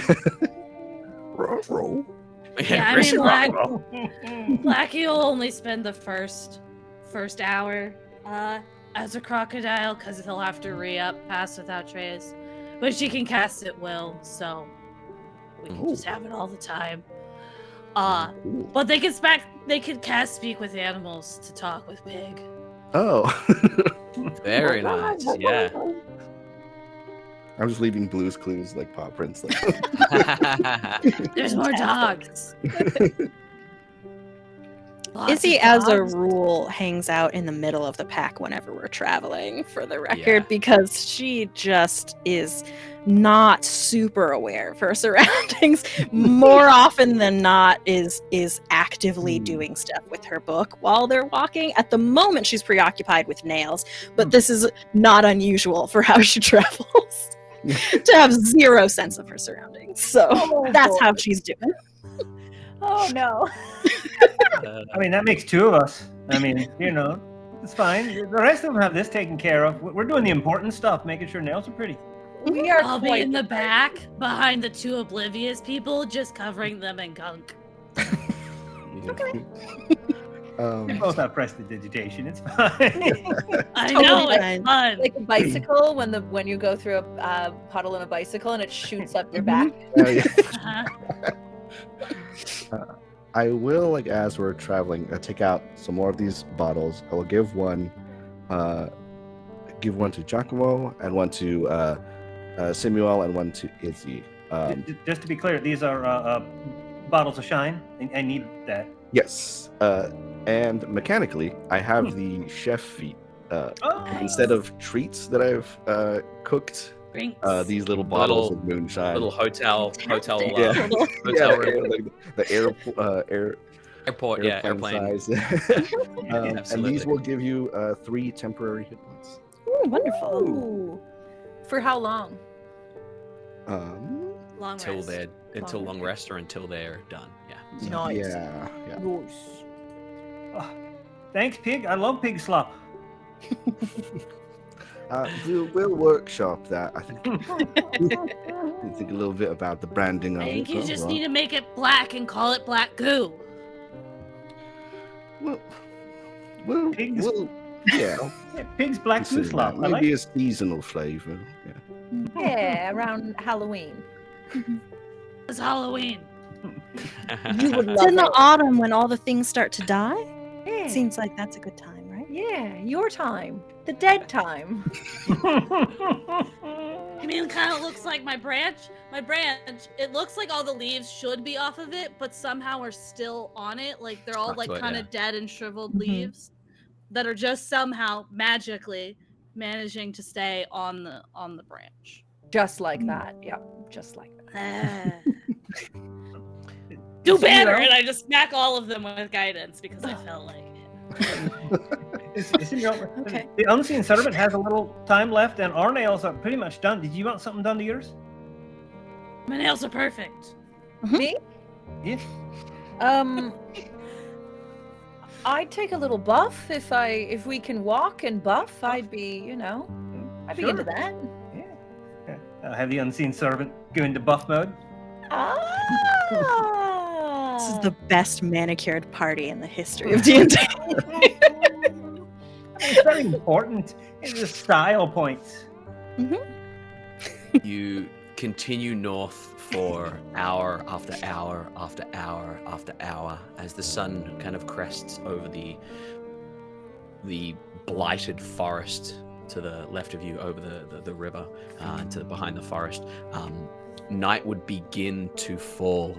As night begins to fall, you would notice a couple of things. You would notice that the sky overhead seems to have a perpetual, almost overcast feel to it. The sun is visible off to the west there, but it seems to come down below clouds and then head behind the blighted forest. You would notice that the sounds of crow and raven seem to have... They're now incredibly far off in the distance ahead of you, and it sounds like there's a lot of them. And you would be well aware that there is no breeze coming through the trees here. The rush of the river is really the only other sound beside your squelching footsteps, your muted squelching footsteps, thanks to Pass Without a Trace. As night begins to fall, can I get a survival check from one of you with advantage, or two of you? Me, I have really good survival, guys. I'm really good at it. I'm the best. Yeah. Oh, I also have survival. Yeah, you can both give me a survival check, please. Great. I whack myself with a branch. Excellent. I got a 25. Nice. 27. Wow. Yeah. You both would come to the realization that Who cawing is? of crows in the that cawing of crows off and ravens off in the distance, that appears to be, as the sunlight kind of, as you lose daylight, you would see in the distance the slight hint of a ridge through the dappled kind of tree line, and you gather that is your destination, and that it is probably a good 8-hour stroll. It is probably around 6 p.m. You could push it if you wanted to and get there in the night, or you could bed down and get there tomorrow. You want me to ask the trees what's going on? If you feel the trees are reliable. Well, I mean, something's happened to them. Yeah, that's true. Yeah. I mean, it went No well harm. last time to interview people, so. Maybe see if they've seen the other people who came this way. Ooh. Yeah. Oh, you know what? Maybe you guys should write down the questions you want me to ask. Otherwise, I'm just gonna have a conversation. Love it. I mean, not that there's any limit to the number of questions I can ask. I just only have like 10 minutes to talk to them. I get distracted. I will pull out, flip to a clean piece of paper and scribble down. Have you seen other people pass this way recently? Just tear it out and hand it. Like It's two one cards question. that we're just holding up. SNL style. Yeah. I mean, y'all are much more intelligent and better at this than I am. I'm just just a jester. But recently might mean something a little different to a tree than it does to us. Okay, I go and I take my branch and I find, like, I guess, the biggest, decrepitest looking tree near us. Yeah. Yeah. And I just, like, stick the butt end of my branch into the dead tree and cast Speak with Plants. The tree goes, oh! Sorry. Sorry. The tree goes, Oh, Hi, hello. what's your name? My name is Woodsworth. What's yours? Black. Oh, that's But like out. black, but it's black. Oh, black with a Q-U-E. Ah, you gotta spell better than I do. Thank you. You okay? No. What I'm happened? incredibly. I'm not sure. Could be root rot. Could be plague. My brothers and sisters Plague? seem to have. Yes. An unwell and an unease has fallen upon us of late. You know where it's coming from? Is it coming from that direction? And I like vaguely point. as you vaguely point, he goes, Oh, Bow, I wish I could turn my head at this point. Oh, If you're right, pointing- right. I'm gonna okay. I'm gonna touch you, like Okay. across your bark in the Okay. direction. So just gonna go Okay. in that direction. Yes. Well done. I'm actually By looking the at my way- clock now for like 10 minutes because I have a feeling. I'm gonna hit 10 minutes. And during We this, need this time limit. do we understand the Black's half of the conversation at all? No, we understand nothing. It just yeah, sounds like Mm-hmm. Excellent. Sounds like it's going well. I think so. Should we make some tea? did you see any like people like my height come by or feel any people come by like I don't know before us that were like my height? There have been many people your height 4 centuries passing through. Well, I mean, here. like the ones right before me. There were a small troop of halflings that walked through here. Huh. They were alive. Yes, they were walking. Well, I suppose, hang on, I shouldn't be sassy.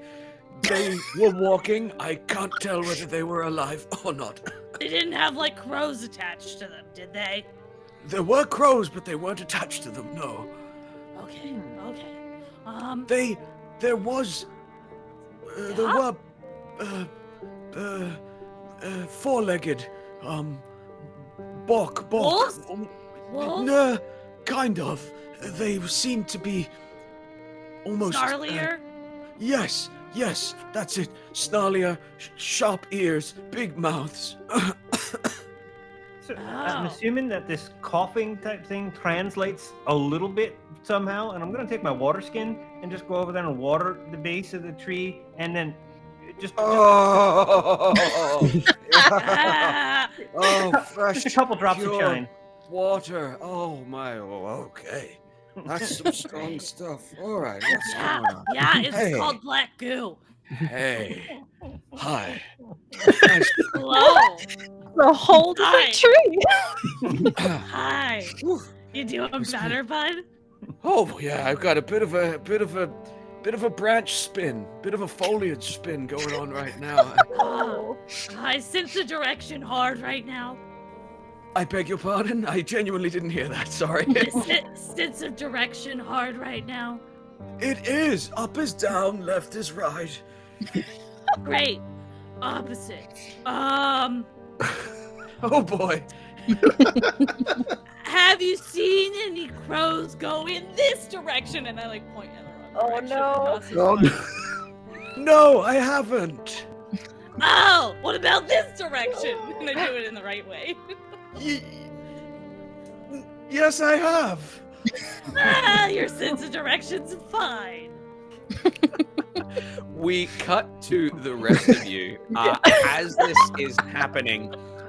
Pig, with your passive perception, Mhm. you would catch, your ear would almost twitch, just like a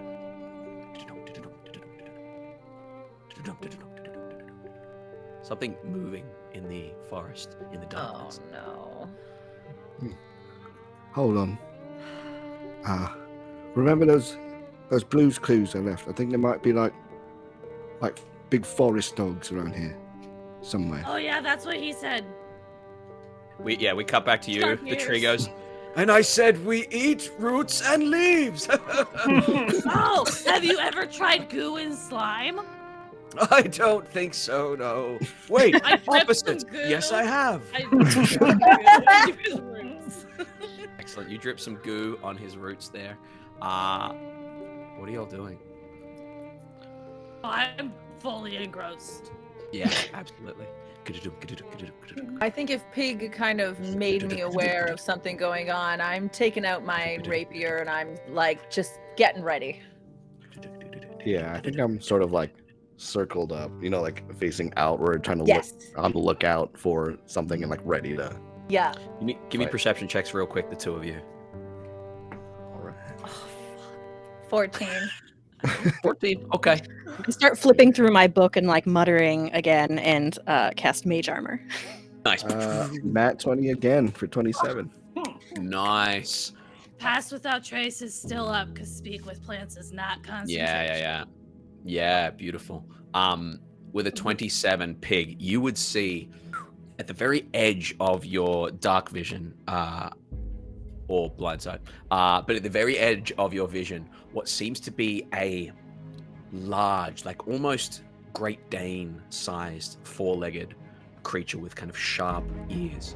You can see it has a large, almost swollen maw, and you would see that it seems to have stitches along its back. And as it kind of gallops, it disappears and reappears to the left of you. And as it leaps in towards the group there, we're going to go ahead and roll initiative. Fantastic. I was just Oh, making that's sure everybody's hair looked fantastic and everything was in place. So I was doing something. Excellent. Yeah.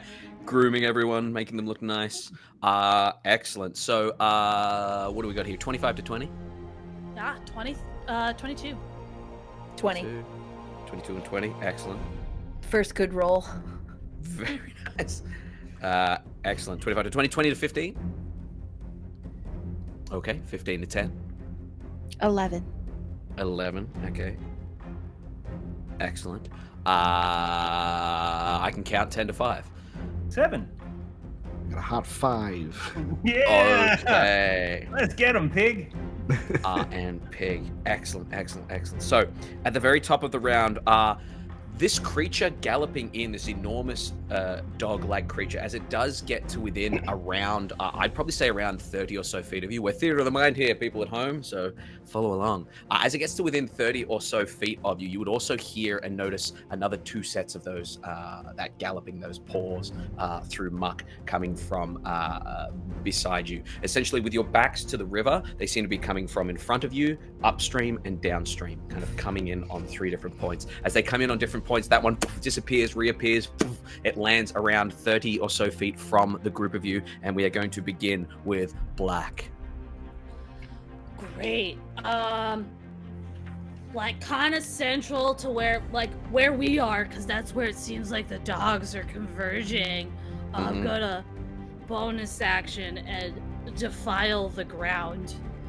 So the ground just starts like becoming this icky black goo. All of you are like magically floating on top of it though, because it's not difficult terrain for you guys. It's only difficult terrain for my hostile enemies. Noise. Are you responsible for this, new friend? Yeah, that's me. You should be fine. It should be brushing right off your roots. Okay, that's scary. And so I do that. It's a 10-foot radius sphere.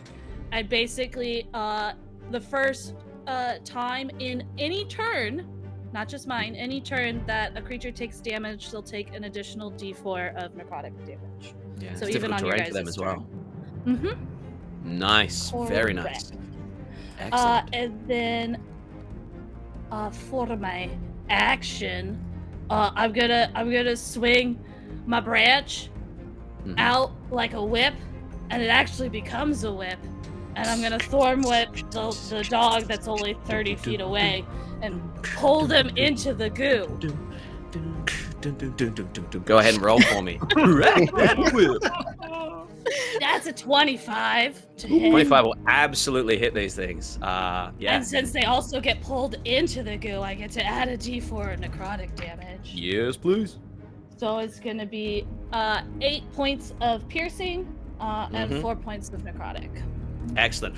You grab onto it and yank it in, and as it hits the goo, that necrotic damage starts to seep into it. Now that it's right within all of your vision, it seems to be a Great Dane that's almost been stuffed with extra muscle and bone. It seems to have this savage, undead kind of look in its eyes, and it seems not of this world. It does not seem natural. It is not. It's so cute. Timing. Excellent. Anything else you want to do? No, that's my.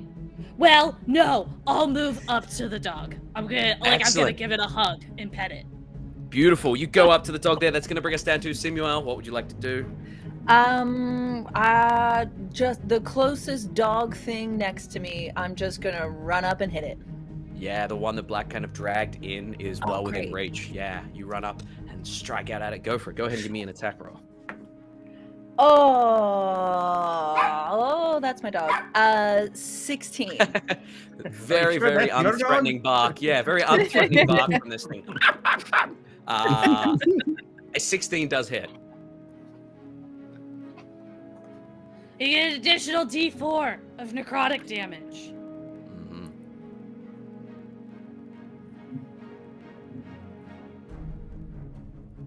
10 damage.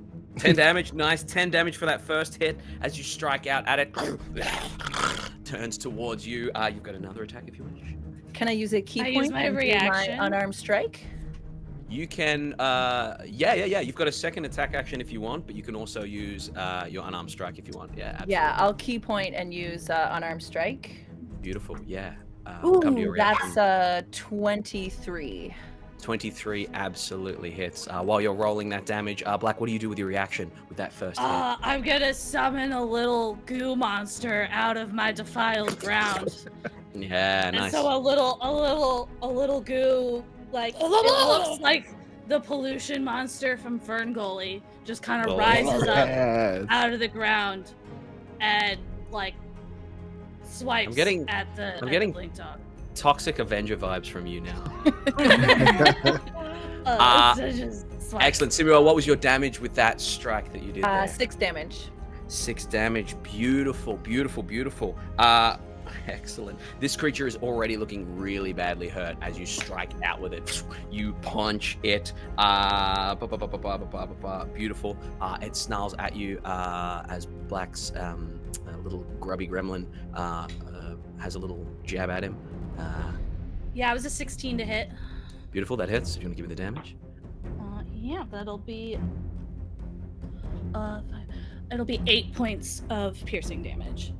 Nice. And with that, Simuel, as you slice and punch, little grubby creature jumps on as well, looks at you and goes, ah!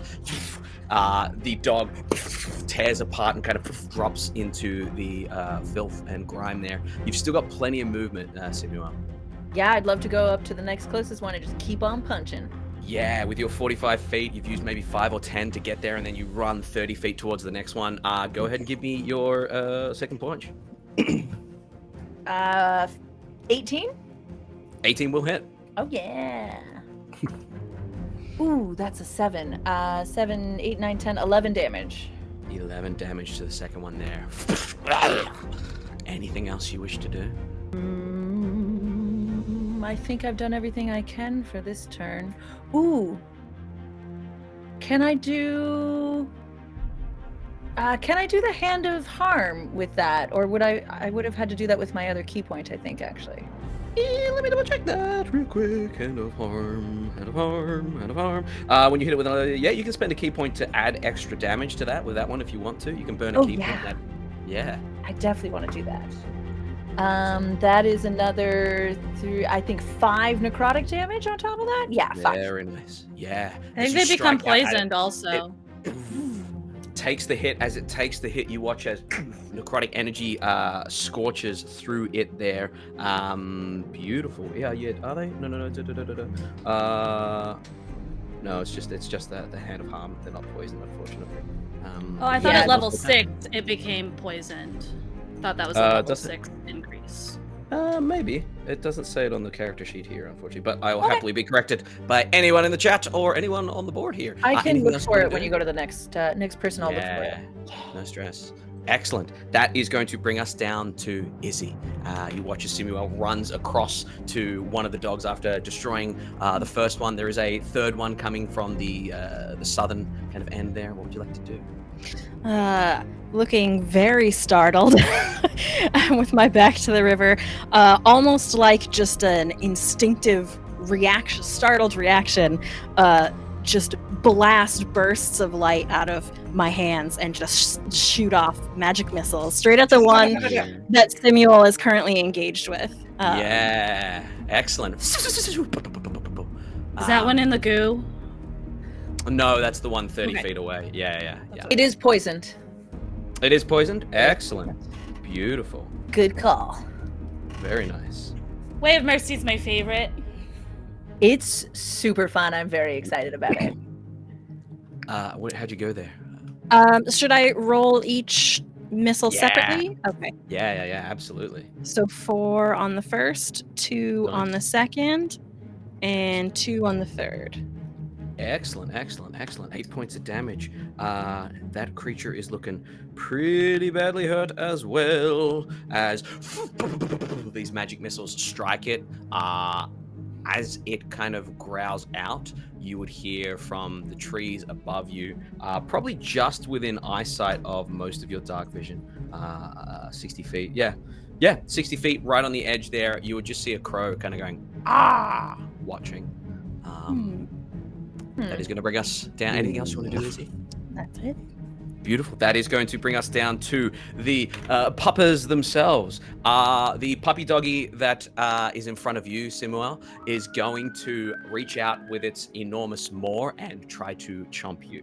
That is going to be a 14 to hit you. Does that hit you, Simuel? Oh, no. No, it does not. Beautiful. As it chomps down at you, it snarls, disappears, and you watch as it reappears right beside Izzy there. As it reappears right beside Izzy, you would watch as the one further south comes galloping forward. As it comes galloping forward, it grabs onto Giacomo. Tries to, at least. That is hot trash. That is that's a 6. Oh, that's not going to hit. Sorry. Tries to bite at you as you kind of jingle your bells. It kind of and it is going to disappear, and you watch as it reappears about 40 feet away from the group and immediately starts running towards you again, building up ahead of speed. As they both miss, that's going to bring us down to Giacomo. What would you like to do? Well, I mean, there's not a lot I can do. How far away is everybody from my allies within 30 feet? Yes, absolutely. Okay, fantastic. Then I'll just upcast and I'll sing out with great jesting comes this blessing, and everyone, you are all blessed. So you have that, and then I'm just going to.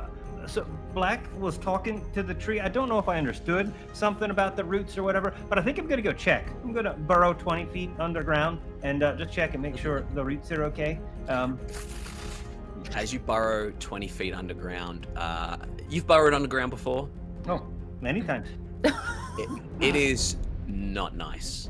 It is laden with decay and gunk and filth. And as you head to the roots of this tree, indeed the roots have some sort of rot to them as it has been feeding on the fetid water of this river.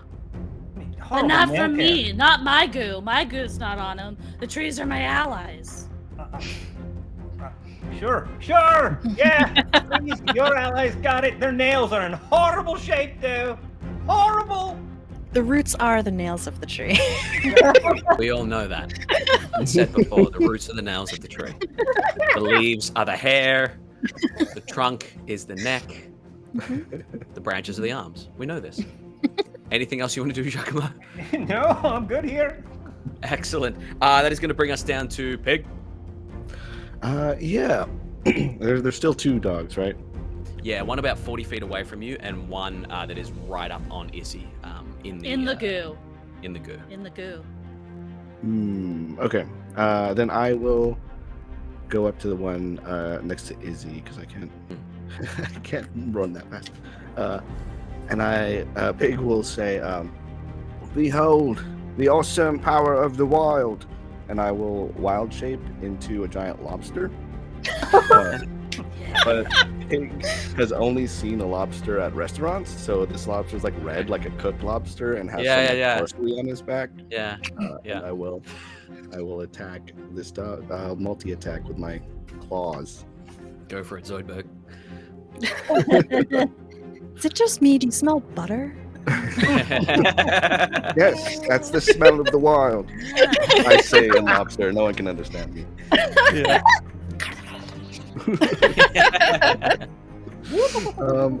First one is a dirty 20 to hit. A dirty 20 will hit this creature, yeah. You get an additional D4 of goo damage. Yeah. How much damage?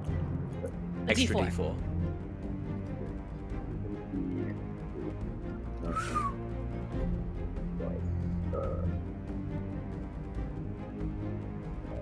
So 6 bludgeoning damage. 6 bludgeoning damage. Yeah. And it is grappled. Okay. Tell me how you handle this creature with that punch grab.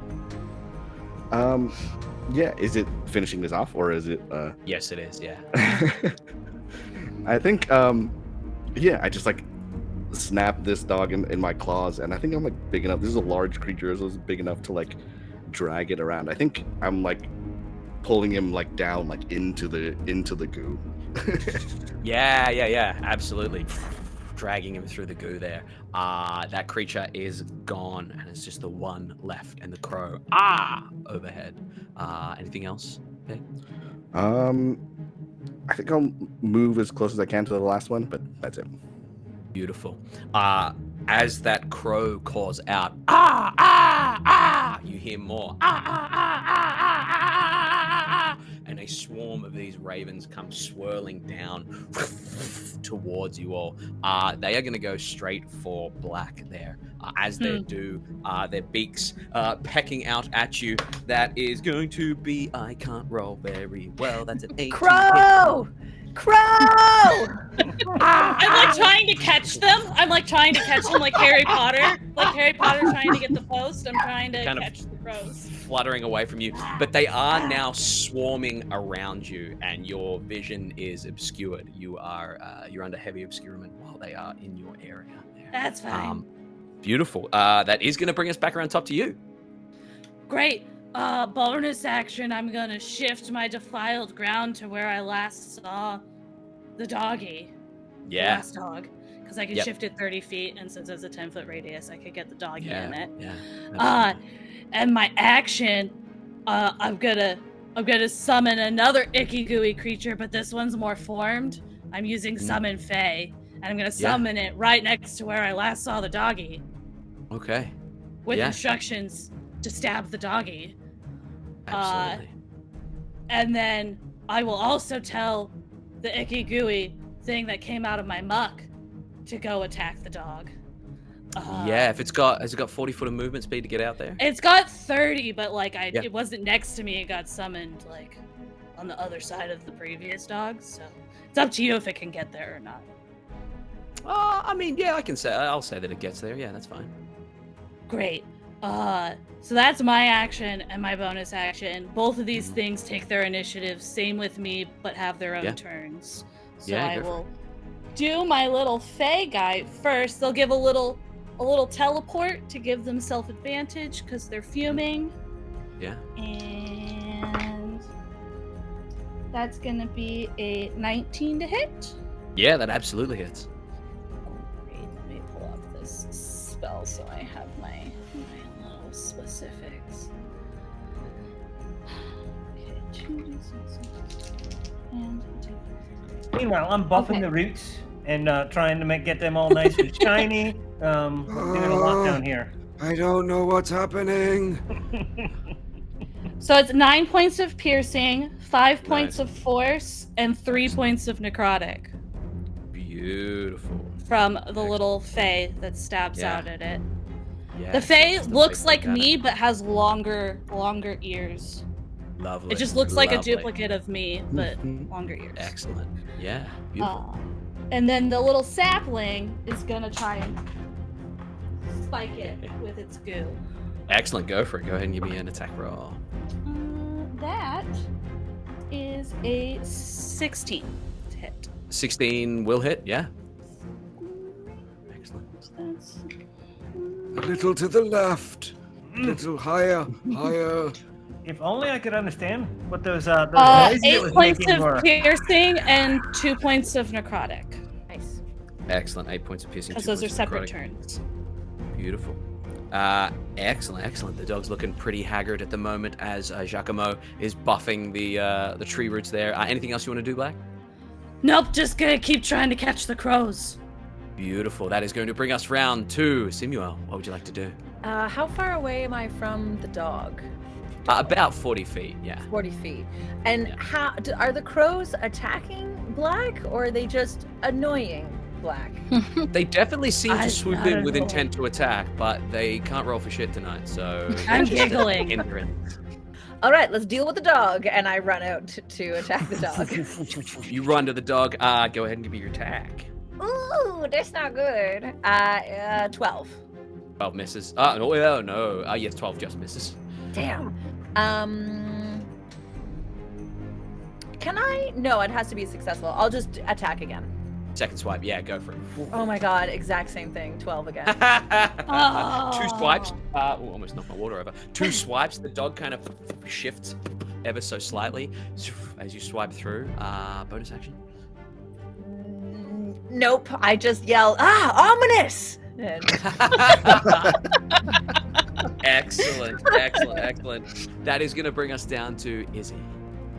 All right. So Izzy, still looking pretty flustered by this whole situation, reaches back to the pouch tied to the side of her pack and sticks her hand in and pulls out a small fluffy ball and just sort of looks around the situation and just chucks it and says, "Go help Black." And as this ball hits the ground, it transforms into something. Yeah, go ahead and roll your, where are we? D8? D... Yes, it is a Yeah. D8, I believe. And Okay. Go ahead and give me that. so that is a 6, which means it transforms into a giant badger. Go help Black. Meanwhile, Tunnels. Black is just like a child when they run through like a bunch of birds. Yeah, on the beach. absolutely. That is what Black is doing right now. I think Pig sees this badger's like, what is wrong with that cat? Like a cat skunk. Does the badger get its attack on this turn? I believe it does. I'm gonna say I it does. believe It's fun. so. Yeah. At the crows there. My bonus action, I command it to help Yeah. Black, and Go ahead and give me a Yeah, I badger think roll it if you want. Yeah. Go Badgers! sorry, I didn't have the badger fully ready here. That's okay. Why don't we duck to a break and come back Good, to yes. badger shenanigans? Quick badger. Excellent. Or BS, as I like to call it. This whole thing's been BS. yeah. Black We'll see you in a sec. shenanigans. Excellent. Yes.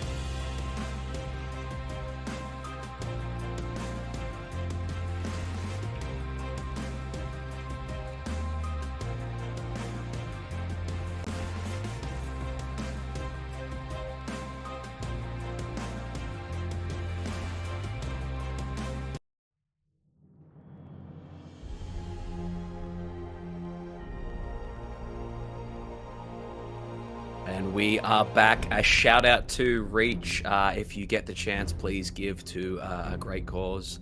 We're doing this all for them tonight. Please follow. Please give some cash. And yeah, we're gonna jump back into this this craziness with a giant badger attacking ravens. I'm pretty sure. Yes. So it's just gonna lunge right at them with its multi-attack. Go for it.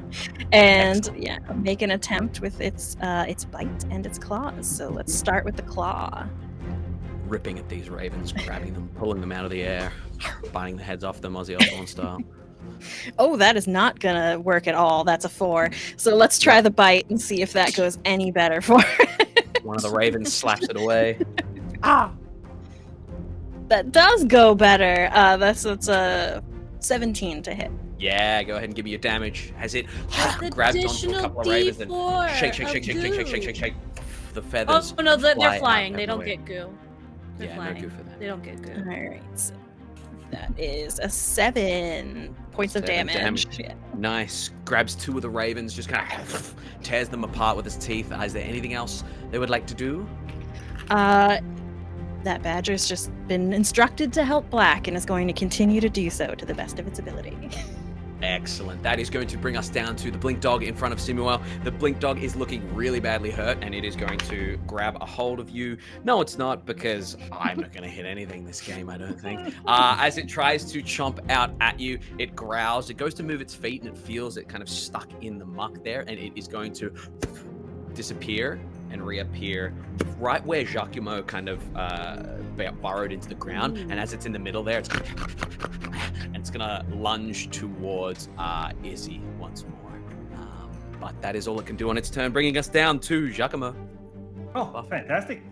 So I'm looking at these roots of this tree. I'm trying to buff, but are they like, I'm assuming they're like cracked and split and not looking so great. All right, I'm probably gonna spend the next minute, so well past the end of where hopefully you guys are taking care of business up there. I got some stuff to do down here. I'm gonna incant, all right, let's Humpty Dumpty this. And I'm gonna start casting mending on the roots to try and fix and hopefully unsplit them and do. What's a Humpty Dumpty?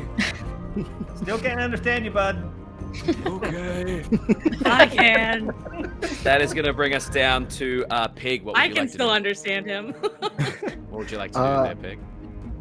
So is there still a swarm of like ravens? There's or- still a swarm of ravens around Black and what seems to be now an enormous decaying kind of dog in front of Izzy. Are they within 30 feet of my? If I They are try to within move 30 them? feet of your lobster. Okay.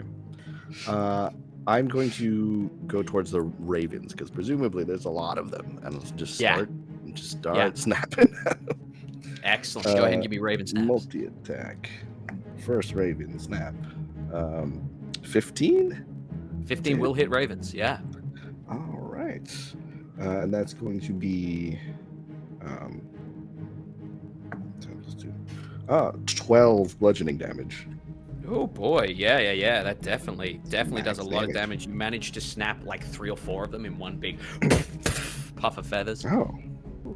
And then I'll take one more attack. And that one's a 10 to hit. D4. 10 will not hit. You get a Plus D4? a D4 for bless. Oh, plus a d4. Thank you. Well, an 11 hit. Not quite. Not quite. We're looking for The 12 power there. of this blessing. All right. Then that's it for me.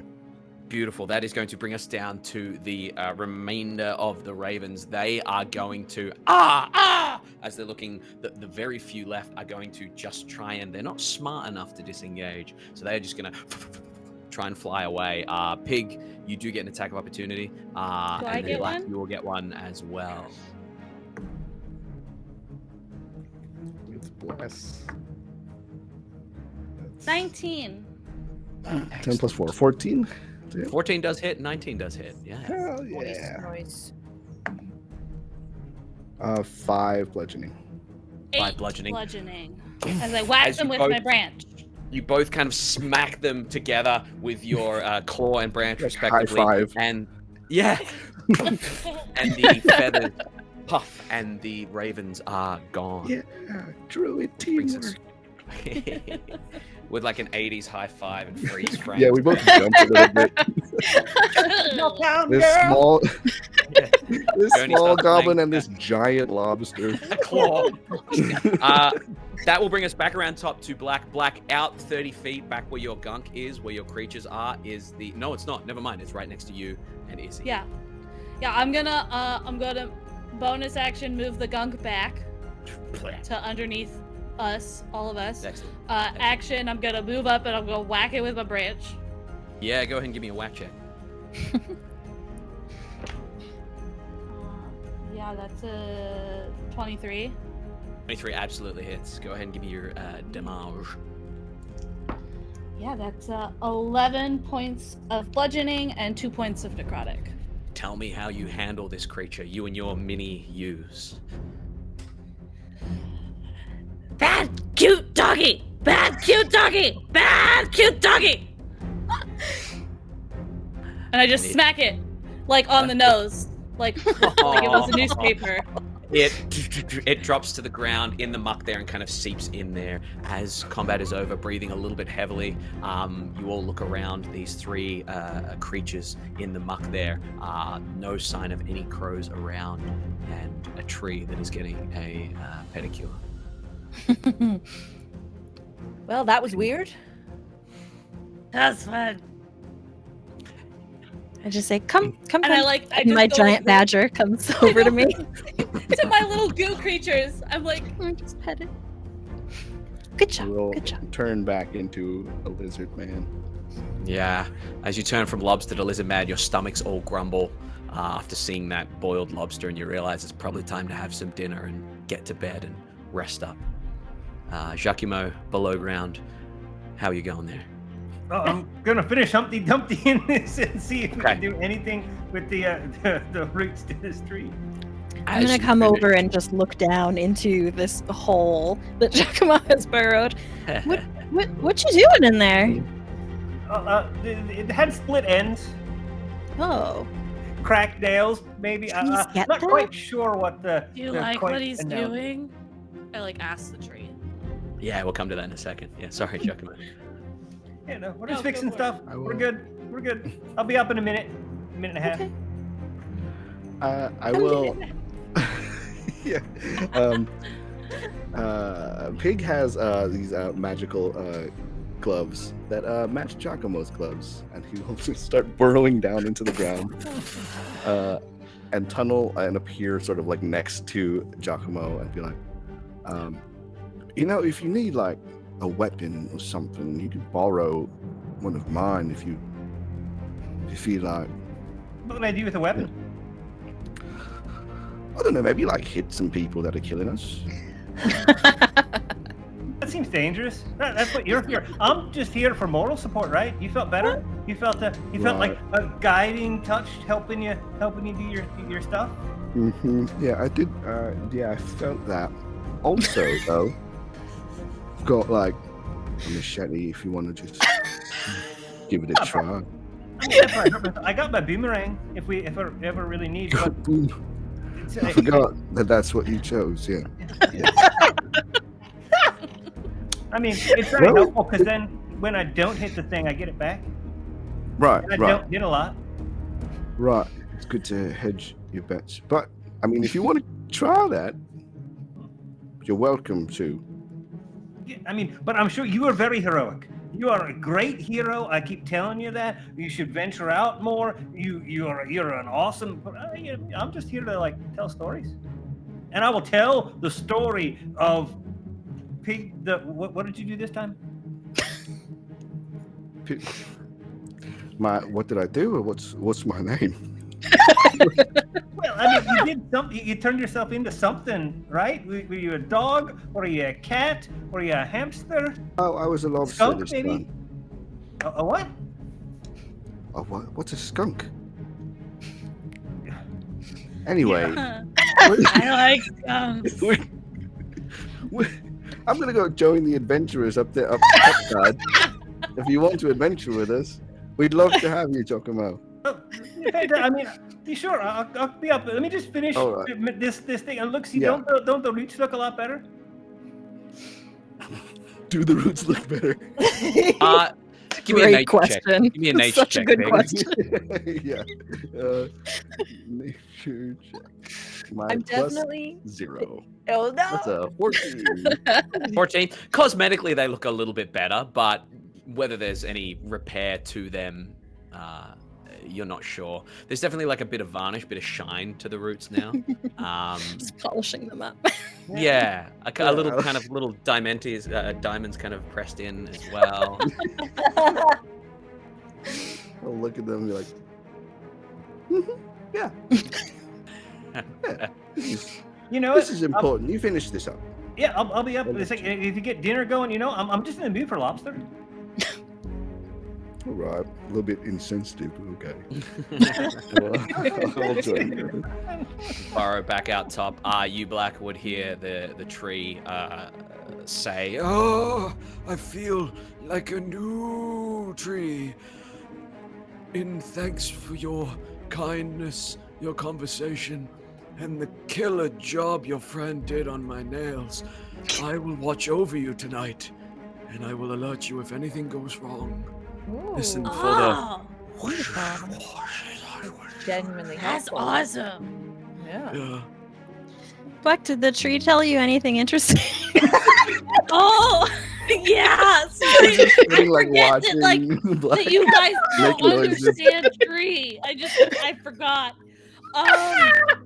So How's it he going? likes what you did. He likes what you did, Jacques. It was nice, and he said he'd watch over us tonight and like let us know if something happened. Well, he said that there were small people that went by. They were walking, so probably alive, but no guarantees. He also said that there's been people like short like me walking by for like centuries. So, you know, I guess that's a good sign. And then Just in general. Yeah. yeah, Good to know. yeah, he said there's lots of crows going in the same direction that the the halflings went. Where we heard all the crows cawing. Yeah, that checks out. They weren't going in the other direction, so there's that. Question. Do the dead crows, do they look like normal crows, or do they look somehow like magical or monstrous in any way? They seem to look quite normal. Those of you that have summonsy, what am I trying to say? Summonsy spells, they would have a little bit of that vibe to them. They're all of the same, like almost identical, especially those of you that know nature, outdoor nature, not city nature. You would see that they're, you know, Pig, you've seen like pigeons, like they're all different.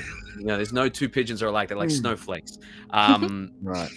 Those These all terms I seem to be understand. quite identical. Yeah. So, can I?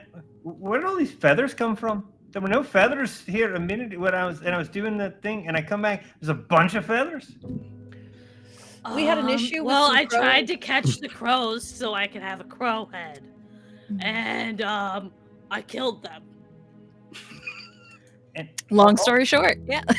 That's about it, actually. also, we've got a badger now. Does the badger have a Oh name? yes, this is just my friend. It won't. It'll be gone in the morning, but it can stay for now. I'm just keeping him by my side and just petting him. Yeah, my friends can keep watch too. They'll be gone in the morning though. So are we going to stay here then for the night? Is that the plan? I don't know. I mean, I feel like we should probably take advantage of the tree that's willing to watch over us. It just seems like an unusual opportunity. I don't know. Trees watch over me all the time. I had a question about that, actually. The tree says it will alert us if there's any issues. But how? Oh, he said listen for the So the sound. wind through the branches. Well, there's none of that right now, except for like when we were talking. That's true. That's a good point. Should we post a watch just to be safe? Well, Yes. that guy, the little goo guy, he can watch. He'll last the whole night. I can also prepare a little bit of a shelter, if that helps as well. And I'm going to start sort of Why would you clearing want to be a indoors? space. Clearing Yeah, a space. absolutely. Yeah. Yeah. I'm Awesome. going to start working on ritually casting a tiny hut. Beautiful, yeah. As you kind of clear a space, is there any special flair that you do to your dome as you build it? It looks like a sort of, unless specifically requested otherwise, it looks just sort of like a shimmery iridescent bubble. Nice. Oh. Can it be black? Beautiful. I mean, it can still be shimmery, but can it be black? Of course it can. And I'll just kind of like shift the enchantment a little bit, and it Black almost has is the it's like best. tinted, almost like sunglasses, tinted black. Nice. I was gonna say we could just toss a bit of goo on the outside of it and That would solid. work as well. Like food coloring and just like spreads. I immediately just start like. You're gonna tie-dye the hut? hut. Just throw it on top. It's like an ice cream sundae, just like Yeah. rest. Yeah. Just a little drizzle on Excellent. top. Delicious. You guys head into the hut and bed down for expediency's sake. You guys can mark off a long rest, having been watched over by gunk creatures and a badger. And you awaken in the early morning as light is just beginning to fall over the forest here. No sign of any creatures stepping near your dome. No sign of movement from the bodies of the creatures you've already kind of put down. And just what looks to be and sounds to be a swarm of crows far off at top of this plateau that you are about 8 hours stroll from. These crows are going to be a problem. Pass without trace. What kind of problem are the crows gonna be? You know, I can't quite put my finger on it, but something's telling me that there's going to be crow shenanigans and it's not going to end well for us. Crow shenanigans. Like a crow for a head, because I still want that. I think we might be able to get that for you, actually. Great. You do seem to be watching us or following us. Mm-hmm. Well, we're super quiet now, so we could like sneaky sneaks. I mean, I was gonna say, to be fair, I mean, Pig and I could take the underground route, and Black, if are we still following the river, we could take the river route, and then I don't know what the rest of you could do, but I got us 3/4 of the way, or 60% of the way there. You figure the rest of it out. Izzy and I could be like bait, perhaps. That's that- dangerous. I'm glad it's not me. Sort of look at Well, Simuel, who is so much larger and stronger than I am. Like, I This don't monk has know about that. volunteered you. I could turn a person into a crow so they could blend in if they wanted to. Hmm. You wanna Izzy, do I that, must Izzy? say, you don't blend very well. You kind of just walk and bait anyways. You're very colorful.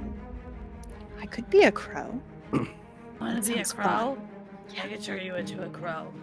Once we get closer, like, Okay. because Right. it's still like 8 hours away, and I can't Yeah. turn you into a crow for 8 hours. Okay. Not yet, anyways. I have no doubt in the world that you guys could absolutely play 8 hours of you guys walking through the forest. However, we're going to spare the audience. Yeah.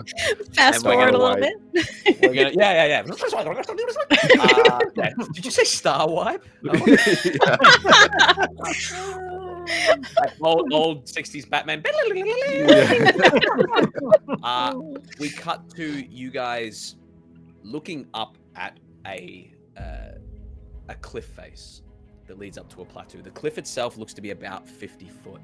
You can see the river itself begins midway, about 25 feet up. It seems to be pouring out a hole in the center of this plateau. Over the top of the plateau, you can see the peaks of mountains, as if there is a shelf that leads to the base of the mountains. And in front of you, as the river pours out through a hole into a large basin and then flows downriver, to the right-hand side of that seems to be some sort of switchback chain path that leads up the very steep 50-foot cliff to the top there. You can hear the cawing of the crows up above on the plateau there. And I leave it to you guys to see what you would like to do and how you'd like to get up there. Wait, it's like a climb, it's not like an incline, it's like a climb to get up there? It's a switchback path, so a very thin switchback path that zigzags up with just a chain kind of bolted into the wall there. You would be stepping on a ridge that's like no thicker than the largest of you's kind of foot width, like Simuel's foot width, and then it seems to just head back and forth up to the very top. Well, I could turn Izzy into a crow if we're close enough, and then I could get Simuel up there. Could Izzy fly up and have a little boo at what's up there, maybe, if Izzy's a crow? No, I don't want to send Izzy off alone, to be clear. No one should How go alone. far? It sounds like you do. No? If you were just going straight, like how far? Like if you were flying, say, As the crow how far flies. is it? The crow As the crow flies, so to Thank speak. you. Yes. We won't get a better joke than that. Thank you very much. How far? How far? It seems that the switchback path and the face of the cliff is about 50 feet from you, 50 foot high. So you'd be able to just fly straight up and across, and then you can't see over the top there to what is beyond. But it's only 50 foot across, 50 foot up. Okay. Could you just go like straight up so we don't lose sight of you? Because I am concerned about. Well, I do have Do you think another we're like... Oh, sorry. possibility. Yeah. I could send a sort of a sensor up there to see what's there without actually, going there. I love Nice. that. I was just that gonna might ask be a how little close we thought we were. A pig, you better. Oh, yeah. I mean, we could take a look with magic first, but I could also turn into like a really big bird and like carry people. Like, But you can fly? Please tell me it's actually Big Bird. But you can turn into things that can. fly? I can't do that yet. You can Not do that? with like, do you know the polymorph spell? Oh, On yeah, no. PC I Beyond? turned you into a sloth. That's yeah, the sloth spell. I'll do that, but instead of a sloth, like a very large bird. I was saving mine so I could turn Izzy into a crow. Yeah. Well, I could turn Why don't into we- a very Why large don't we crow. do it the way that no one has to go? All right, let's try that first. Yeah. Actually, Yeah, I love a little census before we The go. plan is magic, mini crow, and super mega crow. If that doesn't work. Well, I could turn her into a big crow our plan too. is threefold. Big crow. Yeah. She could be So- a big Excellent. crow. Izzy, how do I- you go about doing that? Yeah, I plunk myself down into the gross dirt and just sit in the muck with my book in my lap and just start flipping through pages and muttering and closing my eyes. And there's a sort of a shimmer, and you see it for a second, but then it vanishes. Just a little orb in the air, like a little shimmering orb, but then it vanishes. And it is invisibly sent off and away up. What'd you do? It's just, and I'm still like looking, just sort of zoned out, looking at the ground, just like it's going up now. I'll let you know when I get to the top. As you, I'd like to prestidigitate the ground and Izzy around there because they know they don't want to be dirty when they're done with all this work. I just start putting goo after every prestidigitation. This is like the Sleeping Beauty with the pink and the blue dress, like fighting back and forth with the prestidigitation cleaning and then the black muck. as the sensor swoops up and over the top of the cliff face, you would see, as you peek over the top of the 50-foot cliff face, a patch of dead grass that leads to a wrought iron gate that seems to have been bent open. Beyond that, what looks like a graveyard, a very old graveyard. Headstones cracked and half crumpled. What appears to be a large kind of mausoleum entrance at the center there, and a number of crows sitting on headstones hovering above the mausoleum entrance. As your arcane eye sits and watches, the mausoleum entrance seems to be open, which it shouldn't be. The eye drifts towards the opening. Excellent. As it drifts towards the opening, a number of crows gonna fly past it, through it, and as it drifts towards the opening, it would see what appears to be a set of stairs that lead down, and to your surprise, maybe, what looks to be sconce lights lit down a corridor. Love a good sconce. Love a good sconce. So back Not good. where Izzy's actually sitting, Yes. the others would see her jump a little bit, startled, when the crows fly off, Yeah. and then still just super zoned out. Just say, the cemetery's up there. A mausoleum. That must be the place under the cemetery. There's stairs, and it's open. Better than my idea of trying to get in that river, because I figured that was also under the cemetery, but that doesn't feel like the right call now. Should I look in the Right. mausoleum before we go, or should we go? Yeah. Look, Well, I mean, take a I peek. like Samuel's thoughts. It's a good thought. Maybe the river connects and it's a big loop.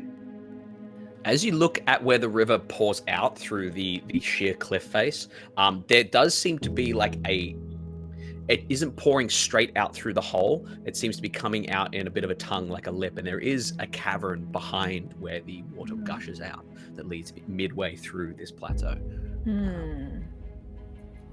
Izzy, I would you can go like to check move it further? out.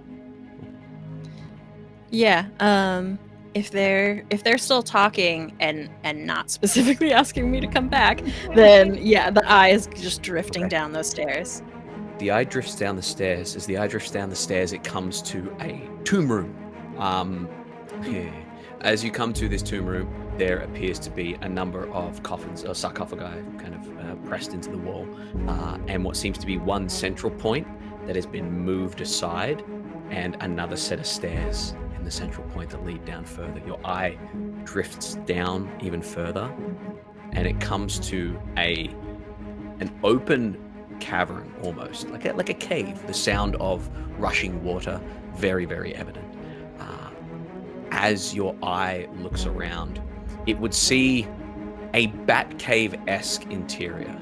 What seems to be a number of tables that have been carved from the raw stone here.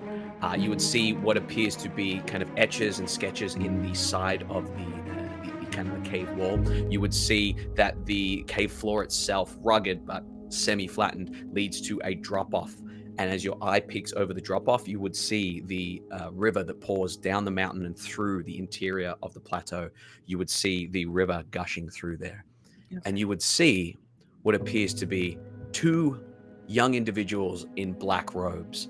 Why not? One of them's got glasses, and the other one's got red hair, freckles, and they seem to be hunching over one of the tables.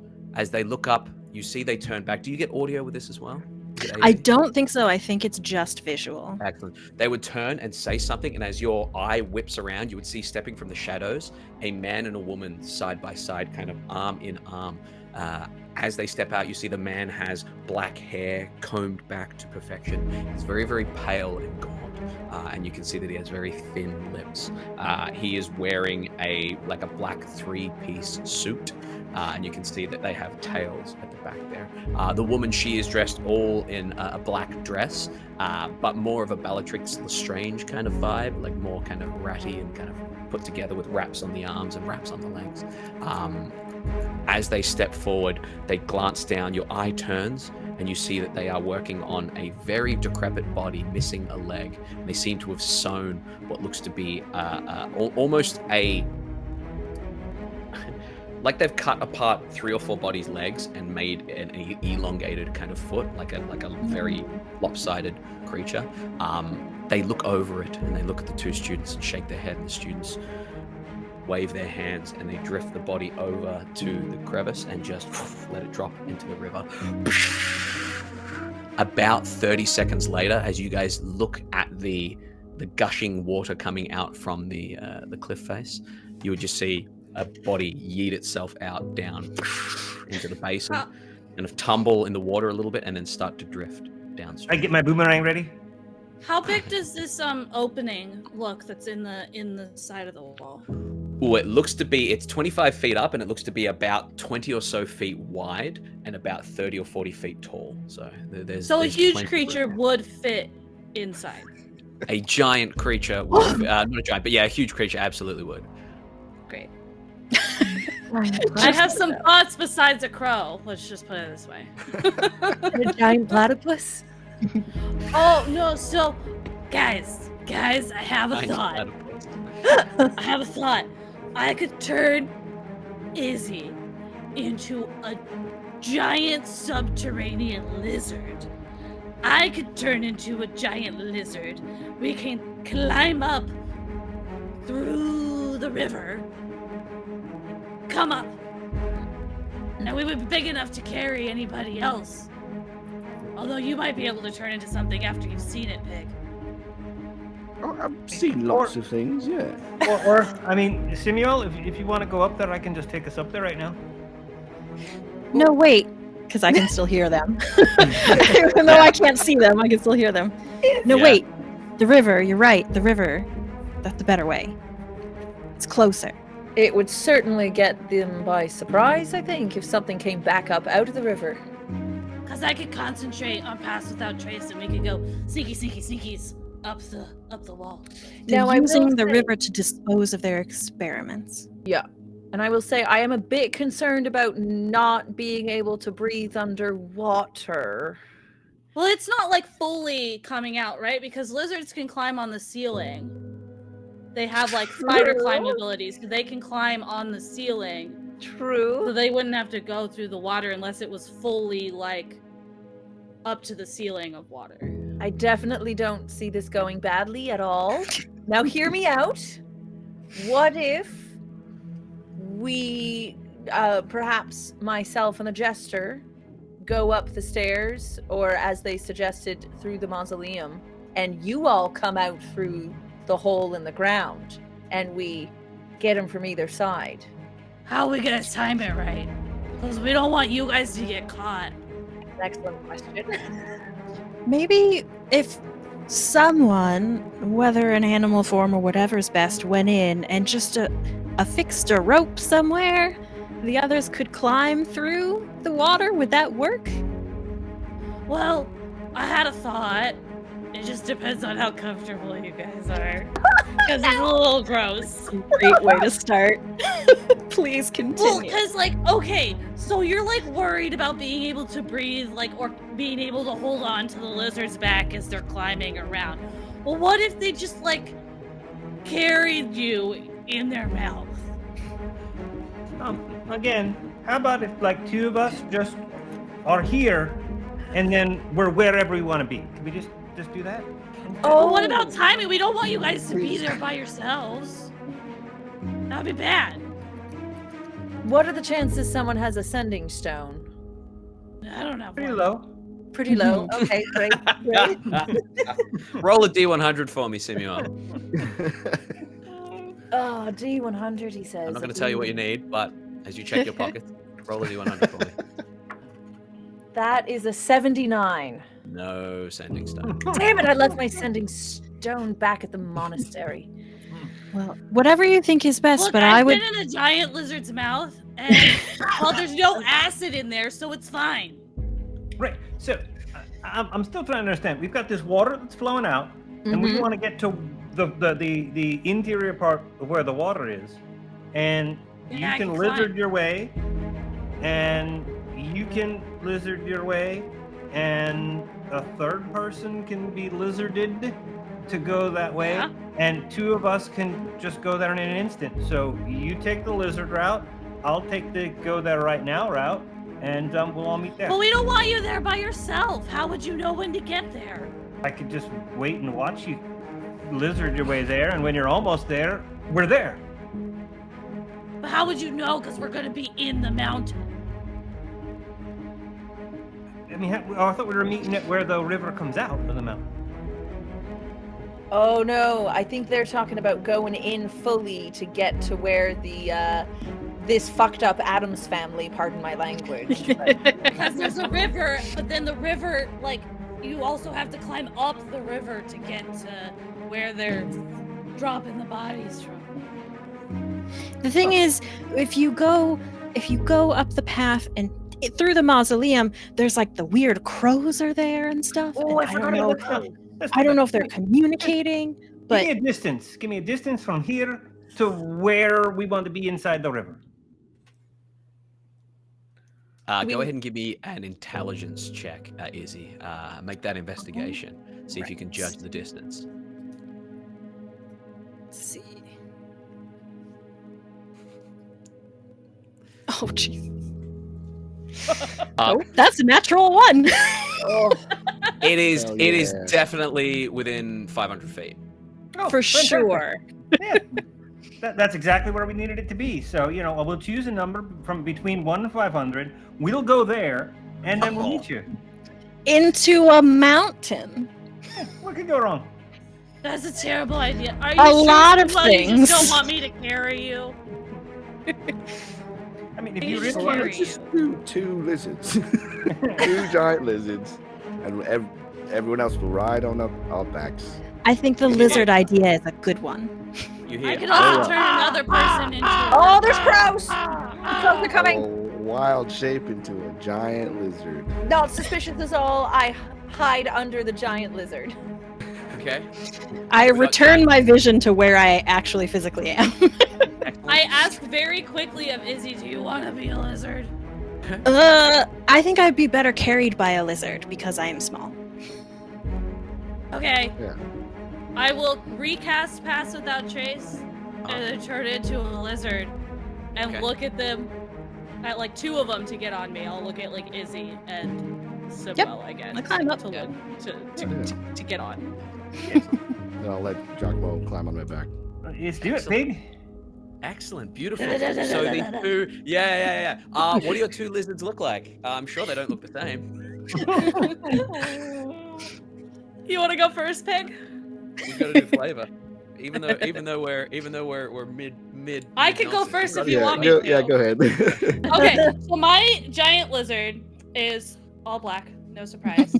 And they have like black teeth and like little like black goo kind of dripping out of their mouth. But the really unique thing about them is that they have these like armored pieces of like spikes coming out of their back that could almost be used as like things to hold on to or like handholds, but also they just look like it's an armored lizard. It's Yeah, weird. absolutely. And yeah, just black, gooey, and armored. Excellent. And Pig. I think since Pig is already a lizard folk, he turns into a lizard that looks a lot like he does. Just like a quadrupedal and still Giga kind Chad of lizard. wearing like pants and then clothes because it's kind of Yeah. weird. It's basically wearing just it? pig on all fours. Yeah, it's like Incredible slightly Hulk different Pig. pig. Yeah. Yeah. Beautiful.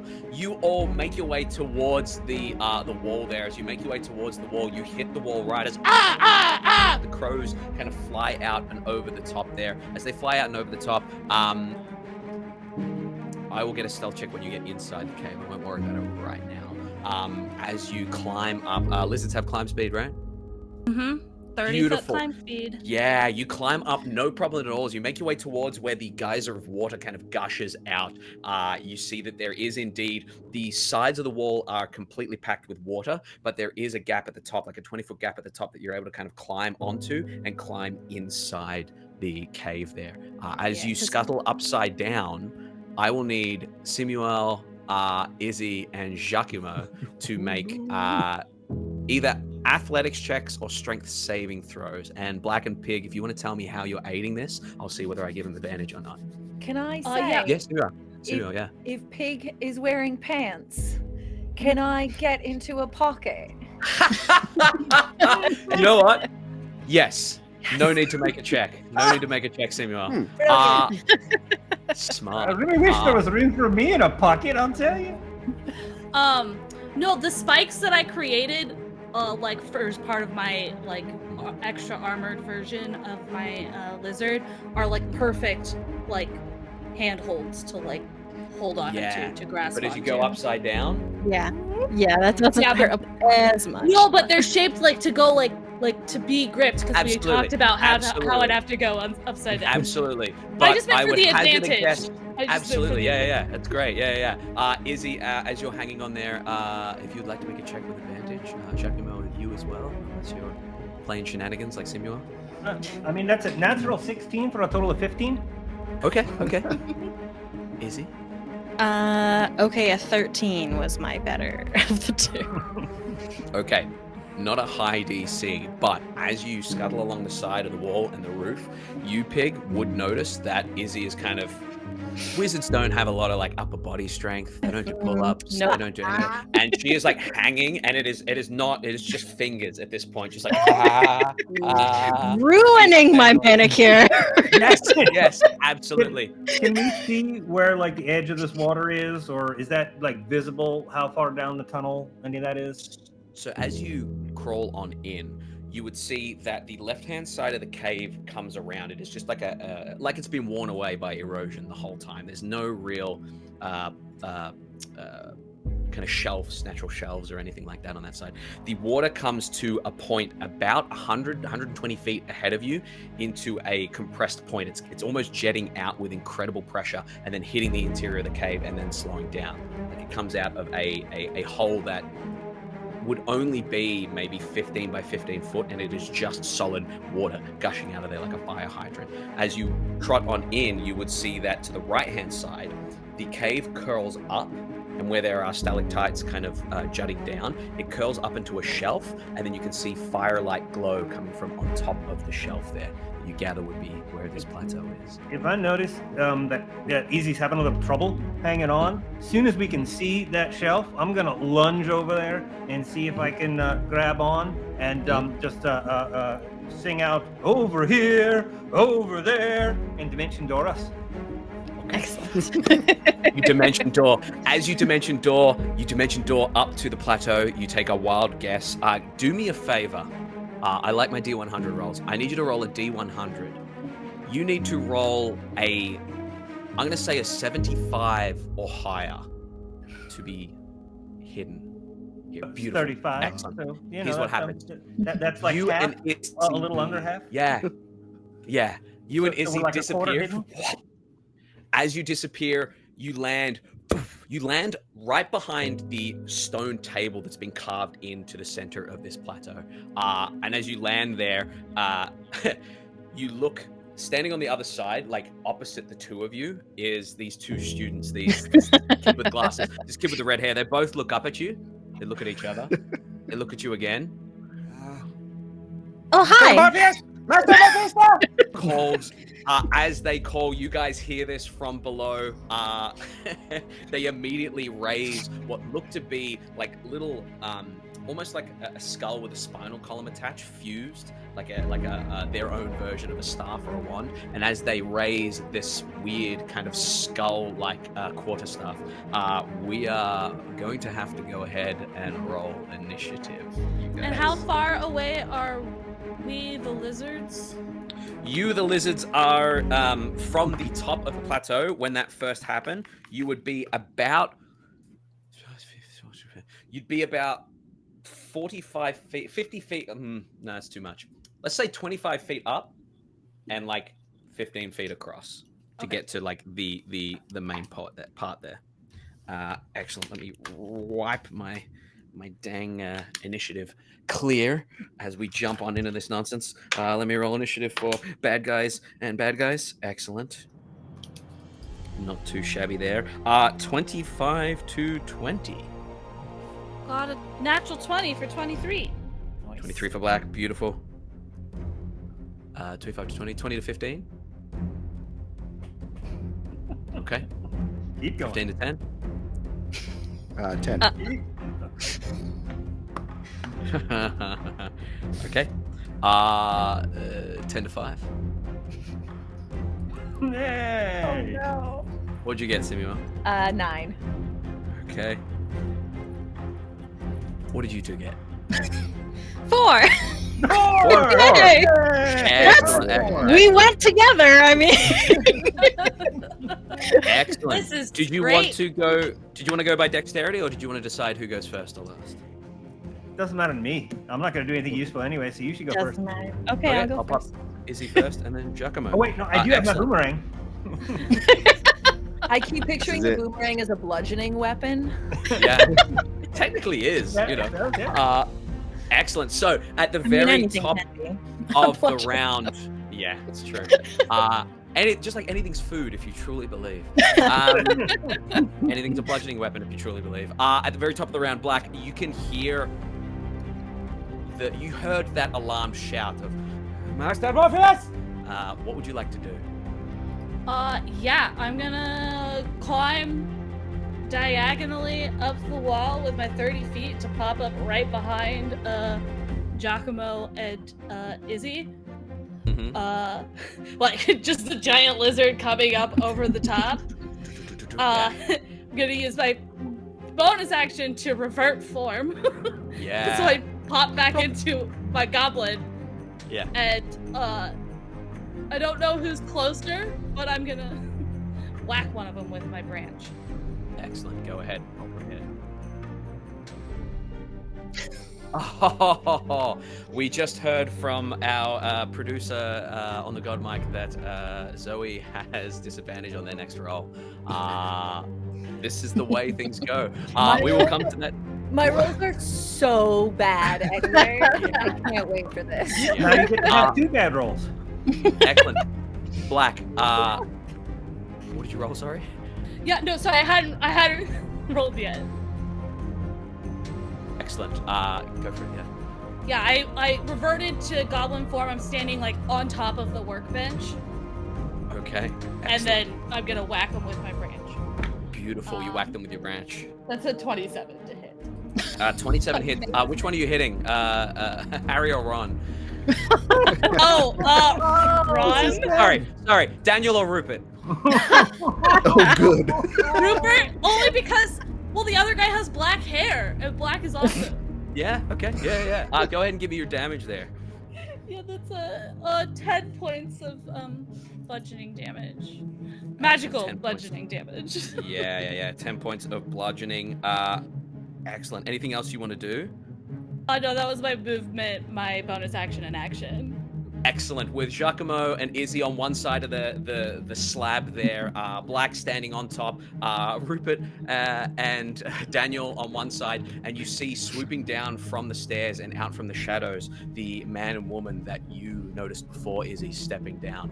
We're going to go ahead and take one final break and come back to this final battle. All right. Your turn.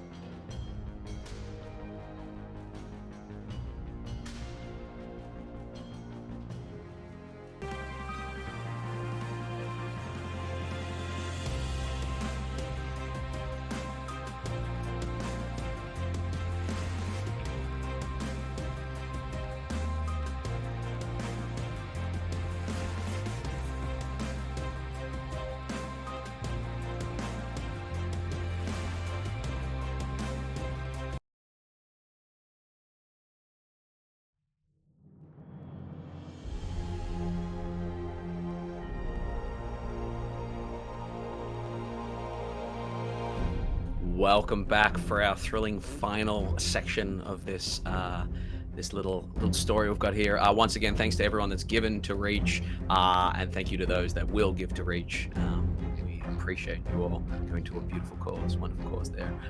We come back to the thick of the battle in the caves, in the cavern here. The sconce lights kind of flickering, shadows dancing. As that happens, we come straight to Morpheus and Mephisto as they come down the stairs to the this plateau of rock. They immediately split into pairs. Morpheus, the man, walks towards the edge of the kind of cliff drop-off, as Mephisto, she steps around to the side of the wall where the engravings, these necrotic necromancy engravings are. As they split the target, Morpheus is going to you watch as he twists his fingers thus.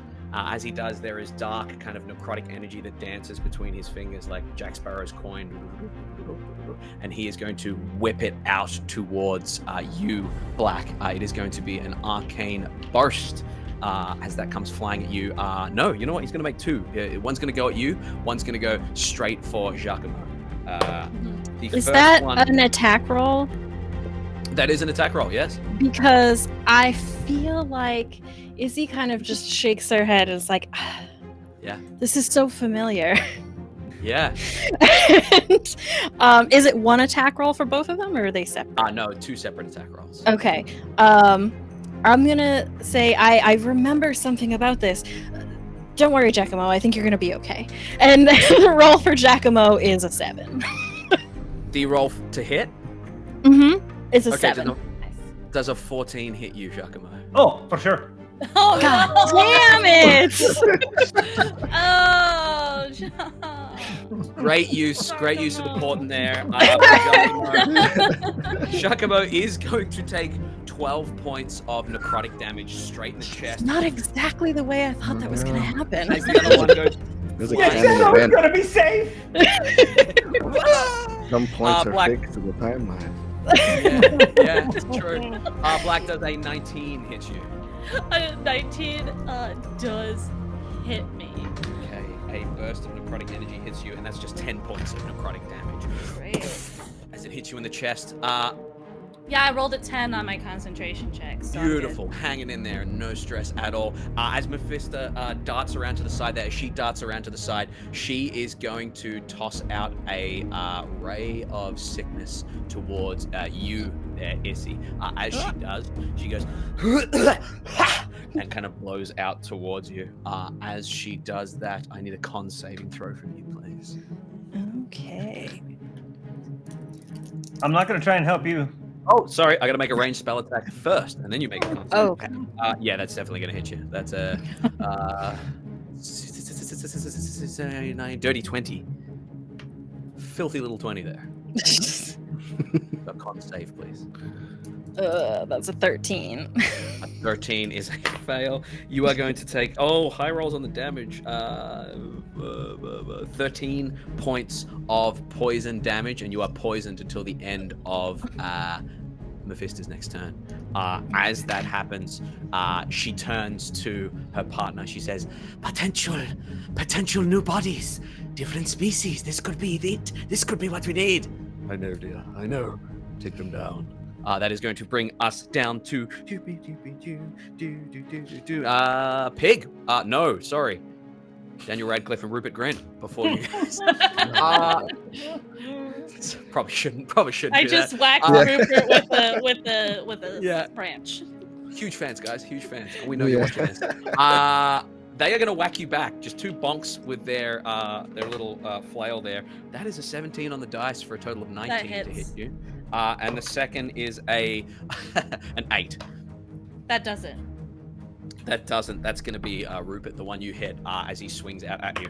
You were going to take 7, 8, so just flat 7 points of bludgeoning damage there. Great, I rolled a 14 on my concentration check. Beautiful. Pass without a trace. Still up as we come down to Pig with Simuel on deck. You guys just under the lip of the rock there. What would you like to do, Pig? Yeah, I will use my movement to climb up, like onto the lip. once I'm there, how far am I from the enemies? As you crawl, if you're crawling up onto the lip, like right as you enter, you would be right next to Morpheus, the male. You would like scuttle up in front of him, and he would be like, "What the fuck?" You would be about 5-10 feet from him, like 5 feet from him. You would be about 20 feet from his partner, and you would be about 20 or so feet from the guys in the middle. Okay.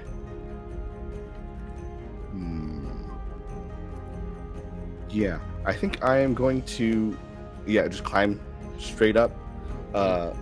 Let Simuel out of my pocket. I will, if I can get right up to this guy. Morpheus, yeah, absolutely. I will wild shape again.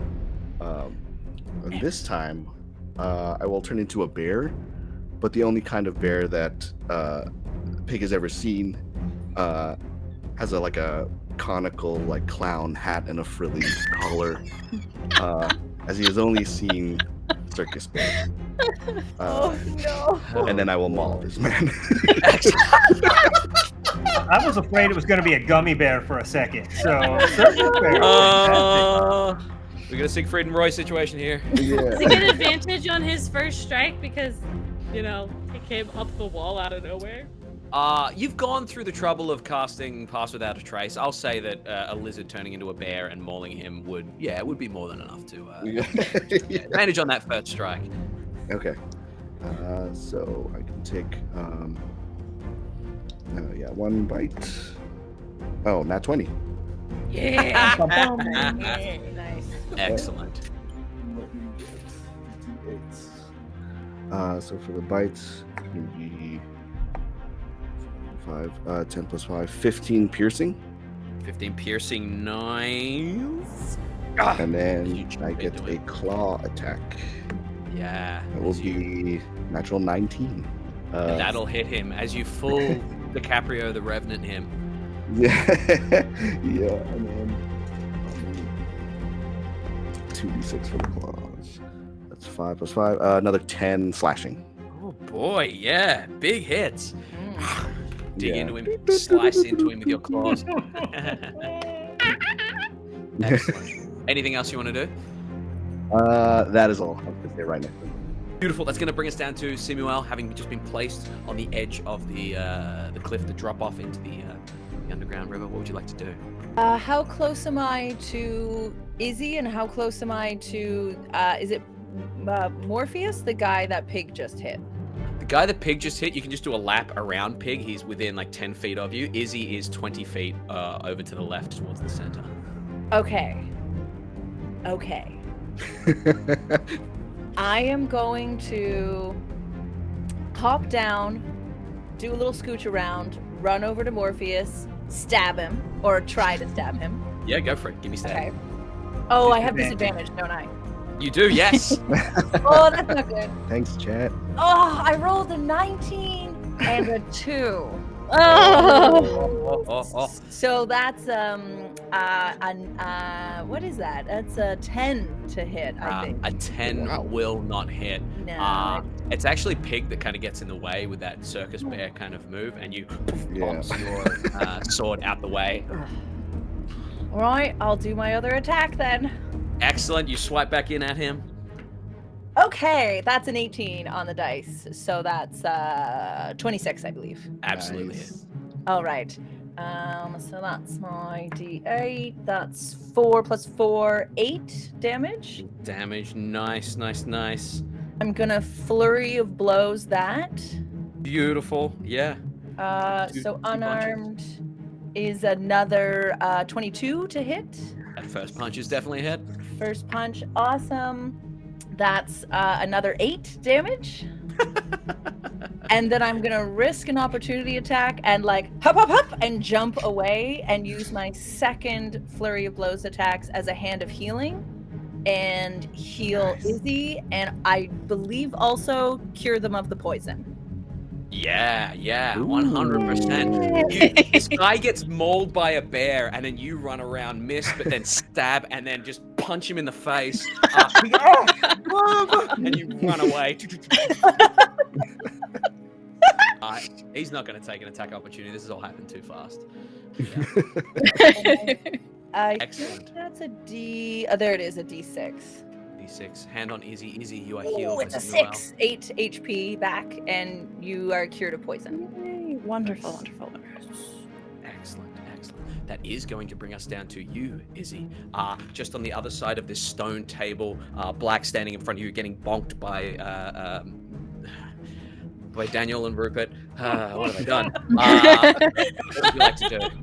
So Black's on the table right in front of me, right? Correct. If I were to get up on the table as well, how many people would you say are in front of me in, for example, a 30-foot cone?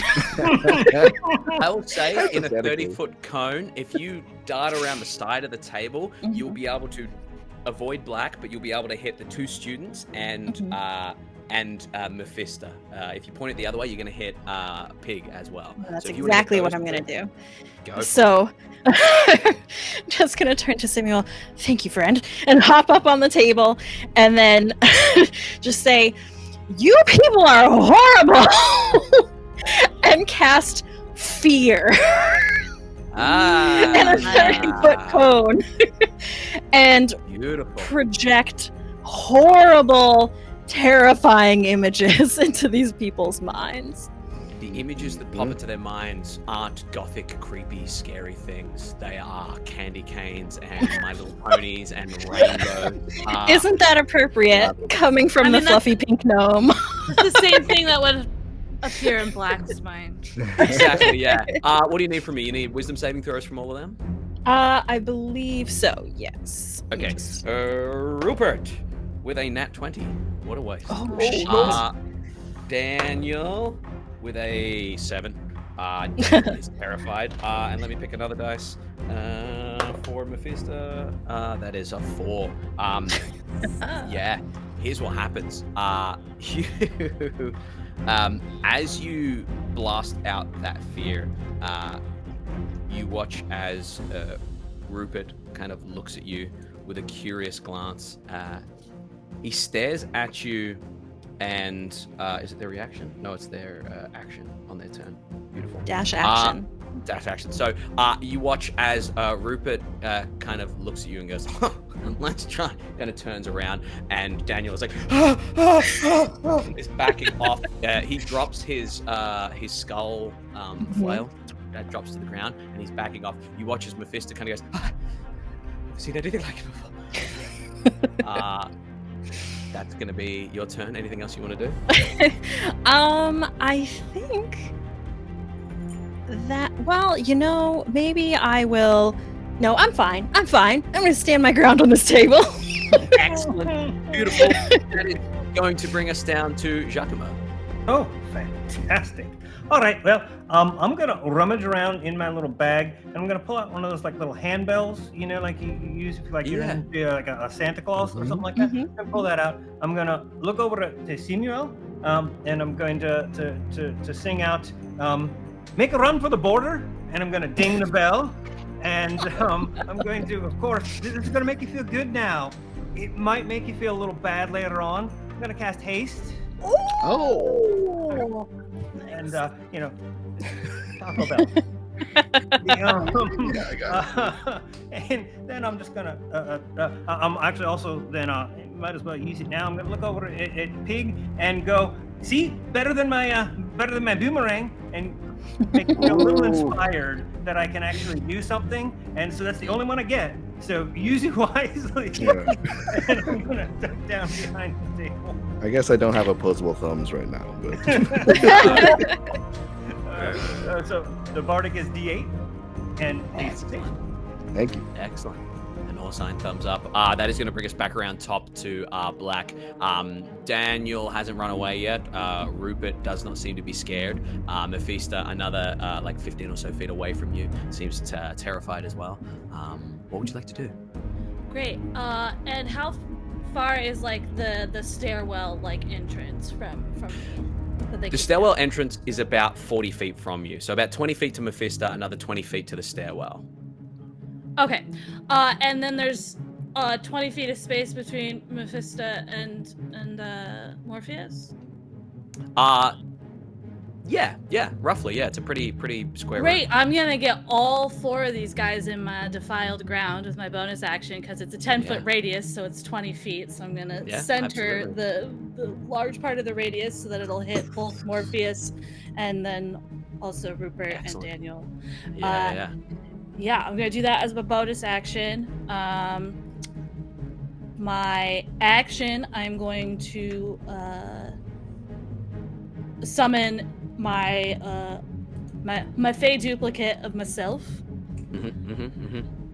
And then for my movement, I will risk opportunity attacks, and I'm gonna run my 30 feet to position myself in front of like the exit.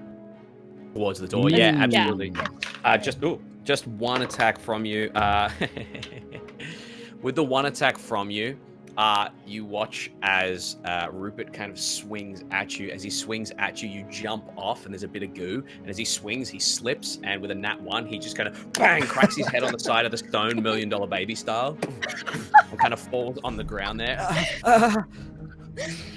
Great. Yeah, and my duplicate of myself like takes my place on top of the desk. Beautiful. And is gonna strike out at Rupert as he tried to hit me. Because he's prone.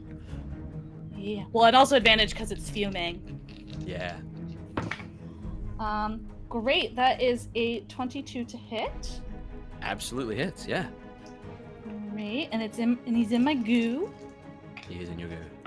So that is 10 points of piercing, 3 points of force, and 3 points of necrotic. Nice.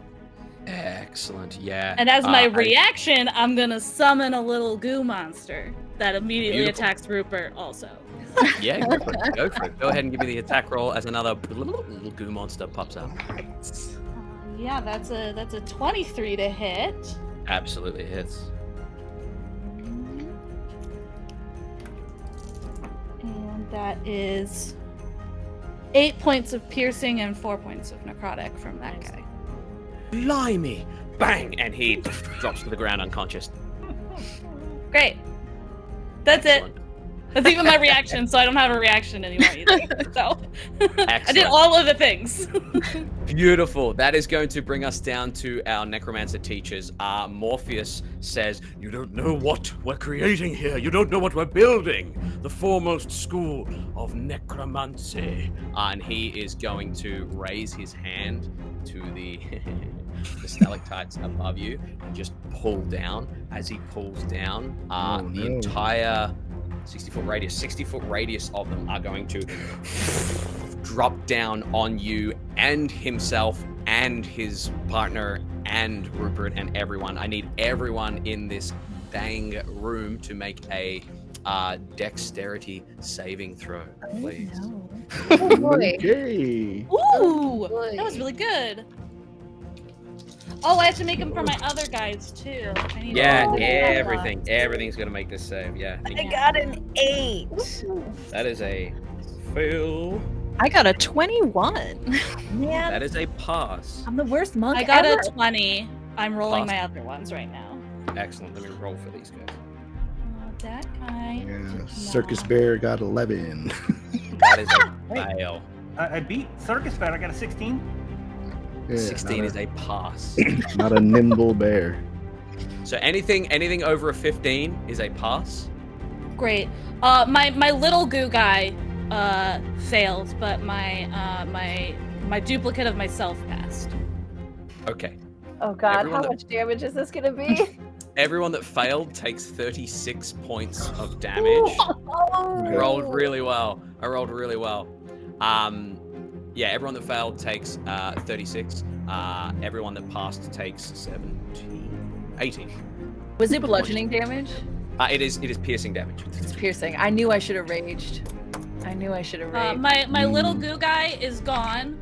Okay. My duplicate of myself is still up, and I got a 10 on my concentration check, so he's still here. Excellent.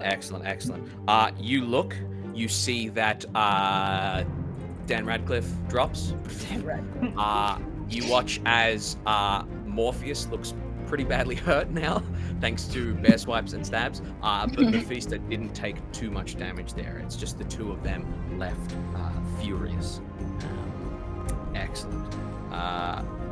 Beautiful. Did anyone go down? Hanging in there by a thread. Well, except for my Rock. gooey guy, my little gooey guy. We will have a funeral for him. I did the end of the game. lose concentration on my Okay. fear. Great. Perfect. That's what We're good with Absolutely haste, fine. though. Taco Bell. The haste is holding strong. Haste is holding strong. Beautiful. That is going to bring us down to Pig. What would you like to do? Claw myself out of this rubble. Yeah. And yeah, I'm still right next to Morpheus. Yeah. Yes, you are. Yeah. Yeah. I just shrug it with a sort of like, what the hell? And I will maul him again. Can't bear stats. So first a bite. That's gonna be 16 to hit. 16 does just hit. Yeah. Okay. An extra D4 of necrotic damage because he's in the goo. Don't worry about that necrotic damage, as Okay. it seems to not be affected by this necrotic. Oh, good. It's to still know. difficult Good to terrain. know. Yeah, absolutely. That's For gonna them. be 8 plus 5. 13. 13 13. piercing for the. Oh boy, yeah. He's not looking good at all at this point. And then the claw attack. You. How dare you? A foremost expert. 17 to hit. 17 hits, yeah. That's gonna be 6 plus 5. 11 slashing. 11 slashing. Whacked by the bear there. He is barely hanging on by a thread as he turns and looks at Mephisto and says, Run. You know how to bring me back. anything else you want to do, Pig? That'll be it for me. Beautiful. Actually, no, I'll do the I'll use a spell slot to heal myself, which is a circle of the Okay. moon thing. A little Beautiful. Excellent. You heal yourself. I completely forgot about Mephisto's turn, so I'm going to duck back and do that. She sees you, Pig, laying into Morpheus. She tries to run to Morpheus, and she's doing slow motion, kind of. As she does, she is going to hurl a. Is she like right next to me now? No, she's still 20. She was 20 feet away. Oh, did you run up? Because to her? I went to the No, exit. Yeah, so you're 10 feet past her. So she's running kind of. You're 10 feet past her. She's running across here to Morpheus, Mephisto, table, walkway. You're here. So you Okay. yeah, So she's kinda only like split 10 feet away between- from me now. Yeah. She only makes it 15 feet. She doesn't make it all the way. So she's exactly 10 feet from you. As she does, she is going to not that spell. She's going to go big guns. Why not at this point? She's going to burn her only big level spell. And as she does, she touches her fingers to her temple, and you watch as her dark fingernails kind of make her face dark, a dark void. And as you glance across, Pig, I need you to make a Constitution saving throw. I got plus 3 on this. The nat 19, 22. Okay, you are going to take half this damage. I need better light in this room. That is 20. Oh, that's one thing I can help with. I do have the light cantrips. That is going to be an even 10, 20, an even 30 points of necrotic damage. As she pulls that off, I'm draining them a bit. She looks pretty tired after burning that spell slot. As she blights you. Yeah, you see the cave bear's like flesh just like shrivel and melt away, and then it's just Pig standing there like, oh, fuck.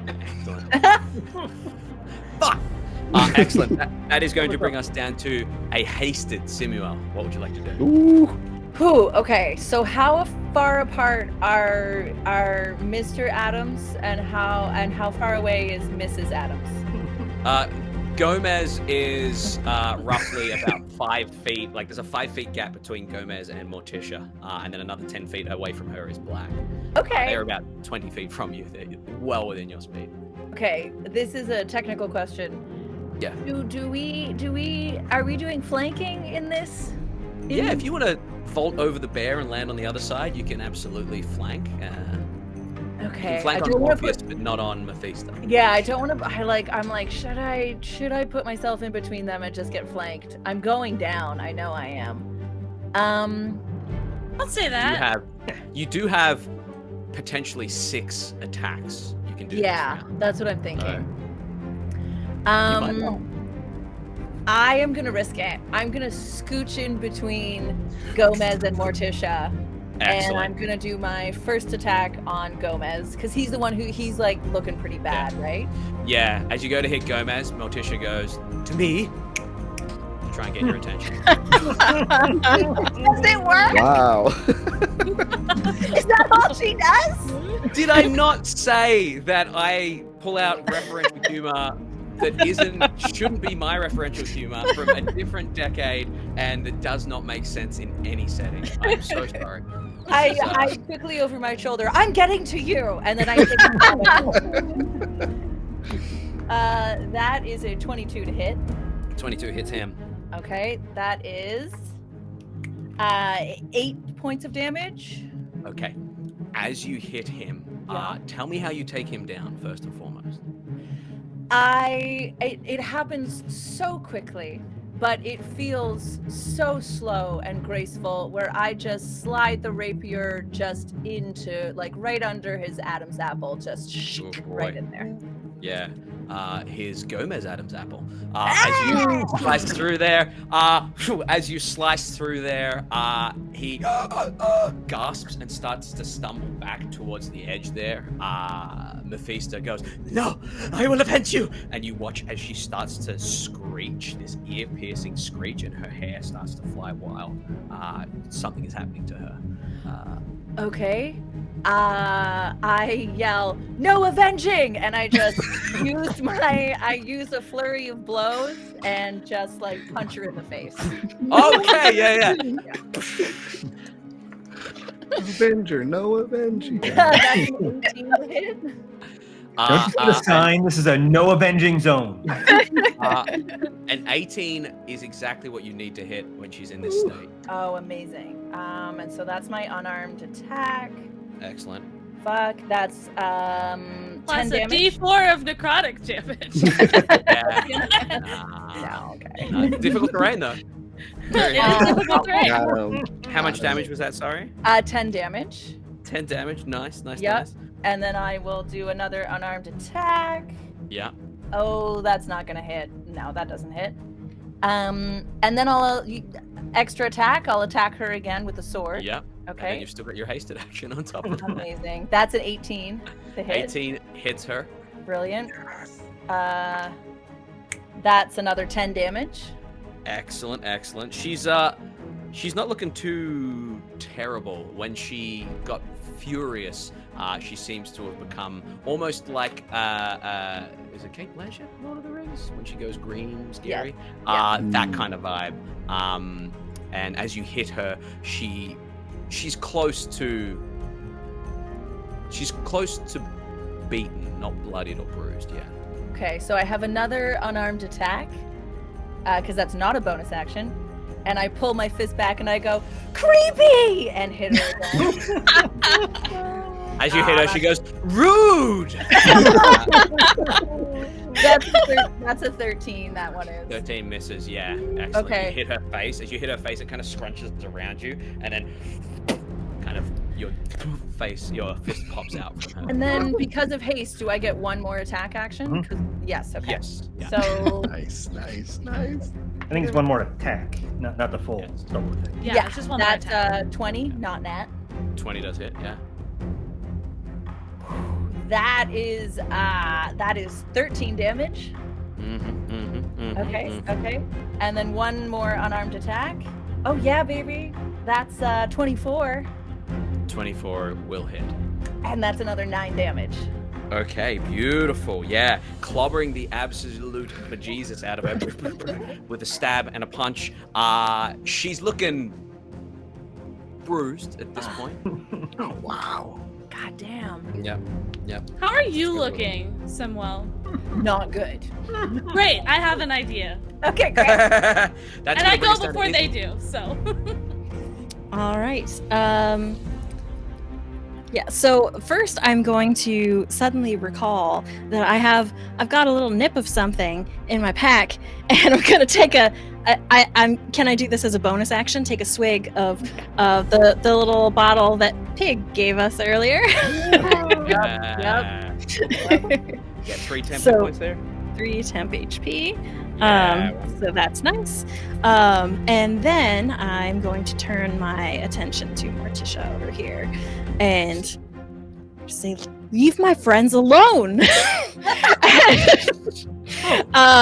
and just glare very intensely as I hit her with a 3rd level mind spike. Oh yeah. What do you need from me? She makes a Help. wisdom save. Wisdom save. Excellent. Close. +4. That is a 14. That is a fail. Oh boy.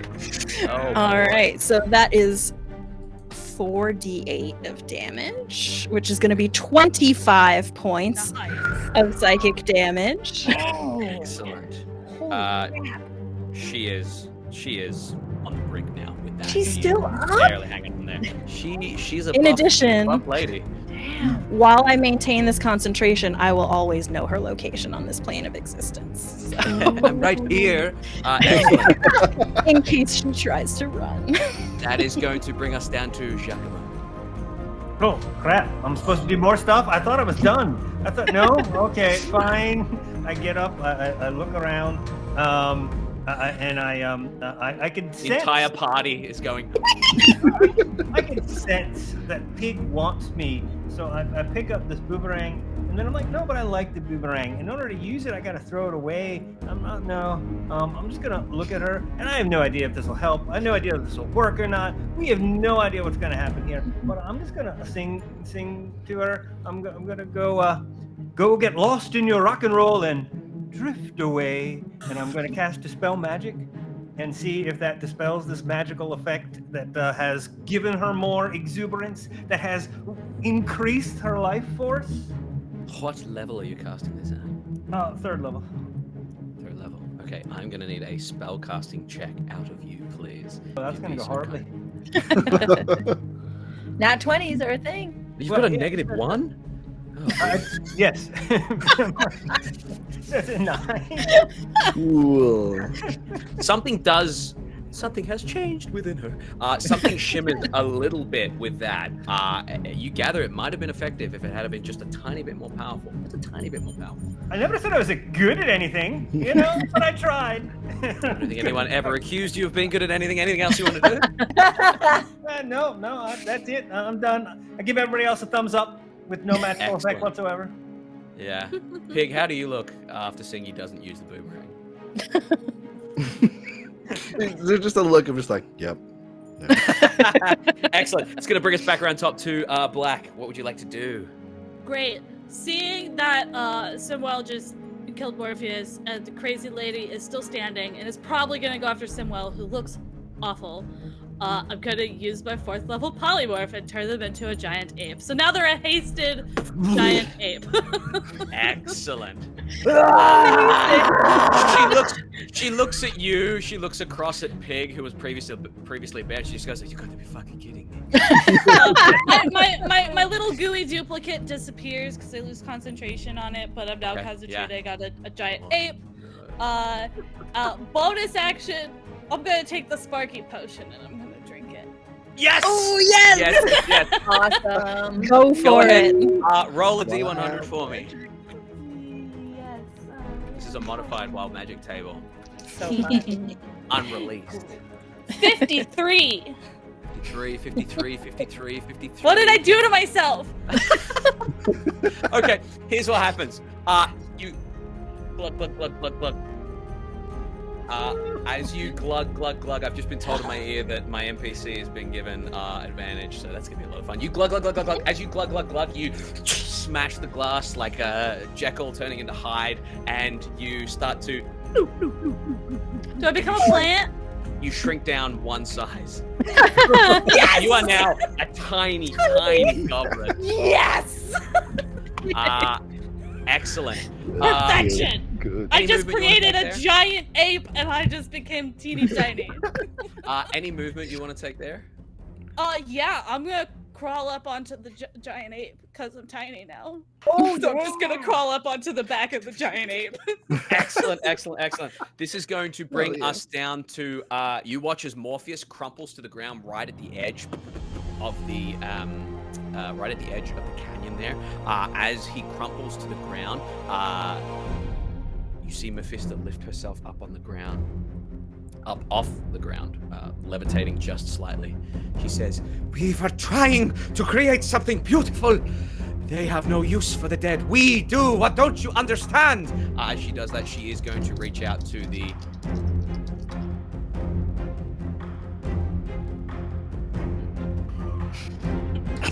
She is going to move around to Pig within melee of the ape and kind of reach out. I need your health. She's going to reach out and touch you. I have a reaction. Yeah. Because I have polearm master, so if she comes into my melee, I can whack her with my sword. She was within it the whole time because you're on Simuel, unfortunately. Oh, I was Yeah. on the backside and they're large, so that's not my melee. Yeah, you're still technically, you ran into her melee. It's all happening Okay. around the same being. But yeah, good looking out. Yeah, absolutely. He is going to swipe out. Thank you, whoever gave me advantage, because that's a nat 20. Oh no! Cool. Oh, okay. advantage to Izzy here. You are going to take, that is the worst roll. That is a couple of ones, a couple of twos. 2, 4, 6, 8, 9, 10, 11, 12 Who do we points. appreciate? 12 points of necrotic damage, Pig, and you watch as she gains 6 points of health. Just bringing her off that ledge a little bit. Boy, give that back. No, just flat no. Give him back. And points to Morpheus there. That is going to bring us down to you, Pig. You want him back? You dare demand that of me? I want my But baby truly- back, baby back, baby back, baby back. Points at a corpse and goes, ribs. No! I am master of the elements, and I will pull out what looks like a spectral Molotov cocktail as I cast bonfire on the body of. Oh yes. He goes up in flames and she reaches out. Oh! As she reaches out, anything else you want to do? Yeah. Do you want me to roll damage for that, or? Yeah, might as well. That's Just to make sure he stays dead. fire. That's 11 fire damage. Okay. The body is crackling away. Whatever hope they may have had of him at least being beautiful in undeath, that's not going to happen anymore. Excellent. And with my bonus, because I'm a lizard folk, I'm gonna bite Yeah. her. Yeah. Go for it.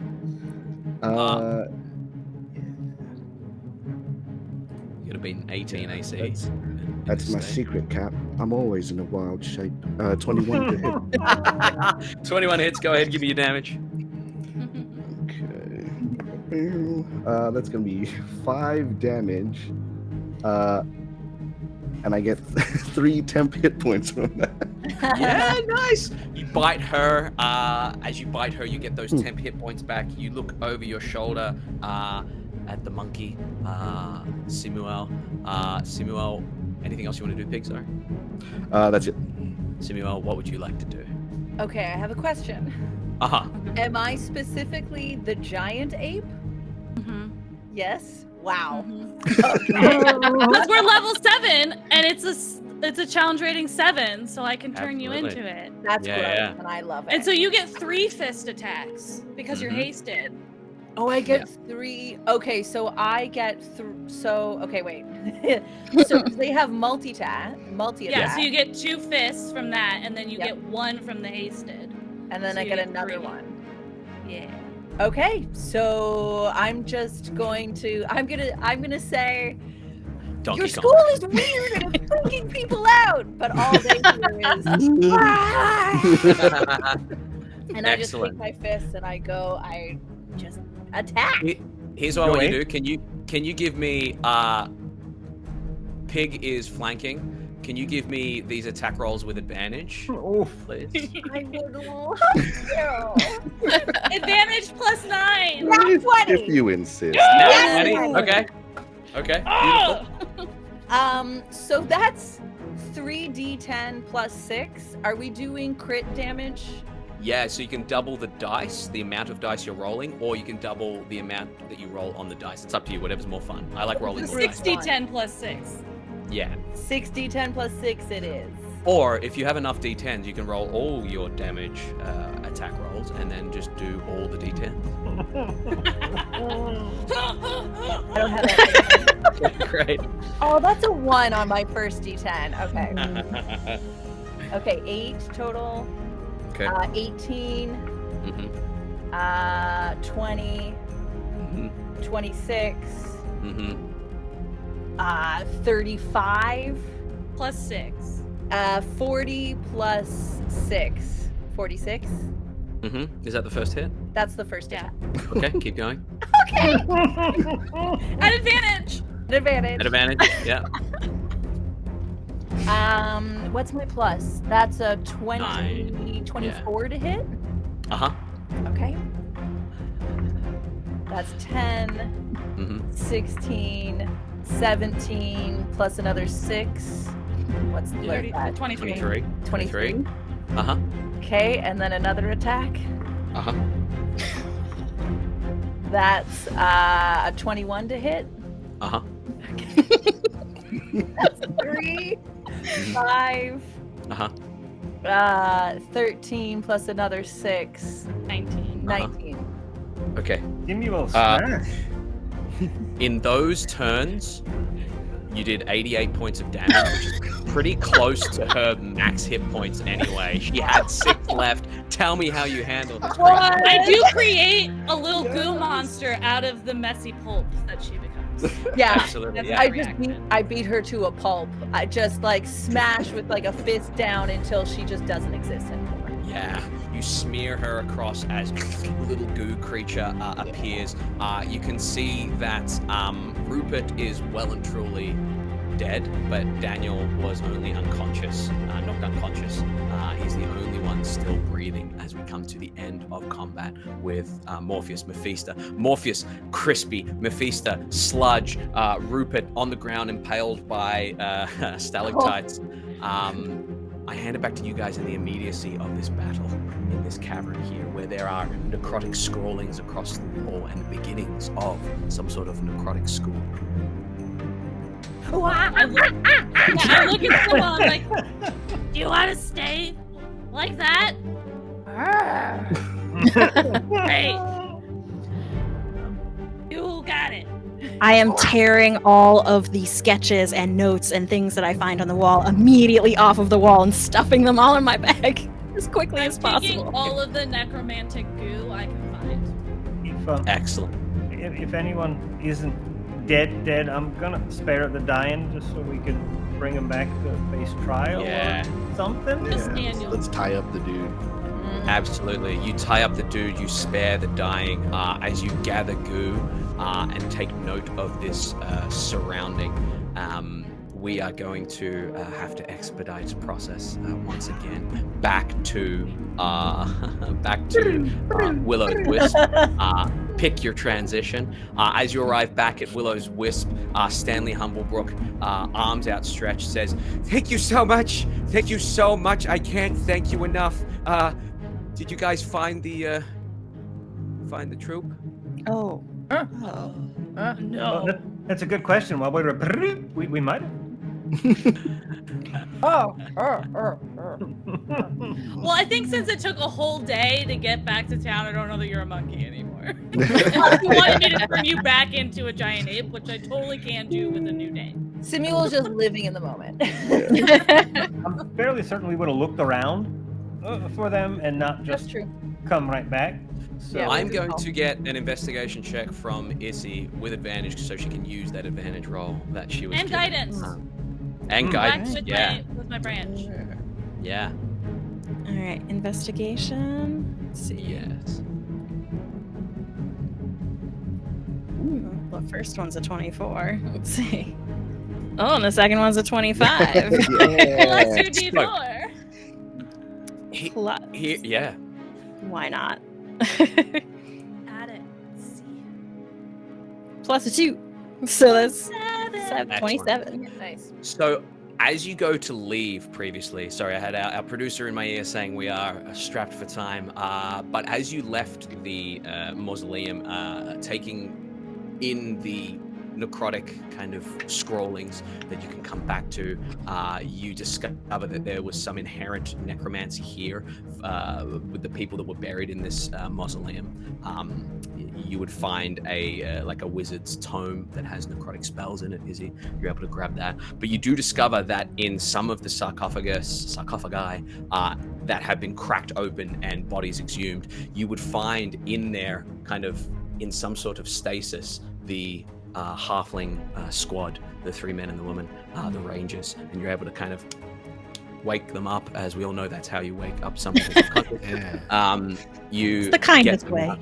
They thank you profusely, and as you get back to Willow's Wisp after trekking back down, the river already starting to clear up with not a steady flow of bodies and necromancy there. You get back to Willow's Wisp, where Stanley throws out his arms and hugs the incoming ranger group. As he hugs them, you see Jolly from the Shine and Stein just kind of going, "I'm good for my word. Come on in and we'll fix up exactly what you got ruined there on your Please, adventure." it's a mess. It's an absolute mess. I have a very important question. Yeah. Am I permanently tiny? You are tiny until perhaps our next adventure with this character. Yes! What I wanted, the answer I To be wanted. continued. As you come back here, what do you say you'll do in the town here before we wrap up this adventure? Get my nails fixed. 100% are a nail perfect. balloon party. And, you know, there's empty buildings here. I don't know if like the people all left, if we can maybe get one of them, open up a shop, maybe like a comedy club. If you want to, if you've got a good tight five, each of you, you can do a full comedy set, of course. Yeah, I've been working on Can I mine. make a goo store? I would mean- like a goo store. People might be reminiscent of the times that there were goo here, so yeah, there could be some merit in that. Pig.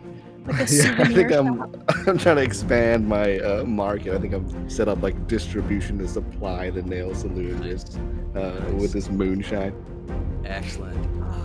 Simua? I think I go to Stanley and I just say, community is very important and you did the right thing in looking after your own here. And I clap him on the shoulder and then just like awkwardly stand there like, yeah. He's like looking up at you, looking back. The camera pans, looking at you, looking back, looking up. The camera pans over the top of the forest as a crow flies across the front there, and that is where we're going to leave our adventure. Those of you that do wish to hear epilogues for each of these individual characters, there will be extra content on the Discord. That is in the Twitch business down bottom there. But I'm told we need to wrap up right this second. I'll throw it over to Chuckles there. All right. Well, thank you to our producer off screen. Fabulous job. Fantastic. So much love for Rook out there. And if we just need to wrap up right this very second, we will just say thank you for tuning in. And remember, hit points are not required to help out a good cause.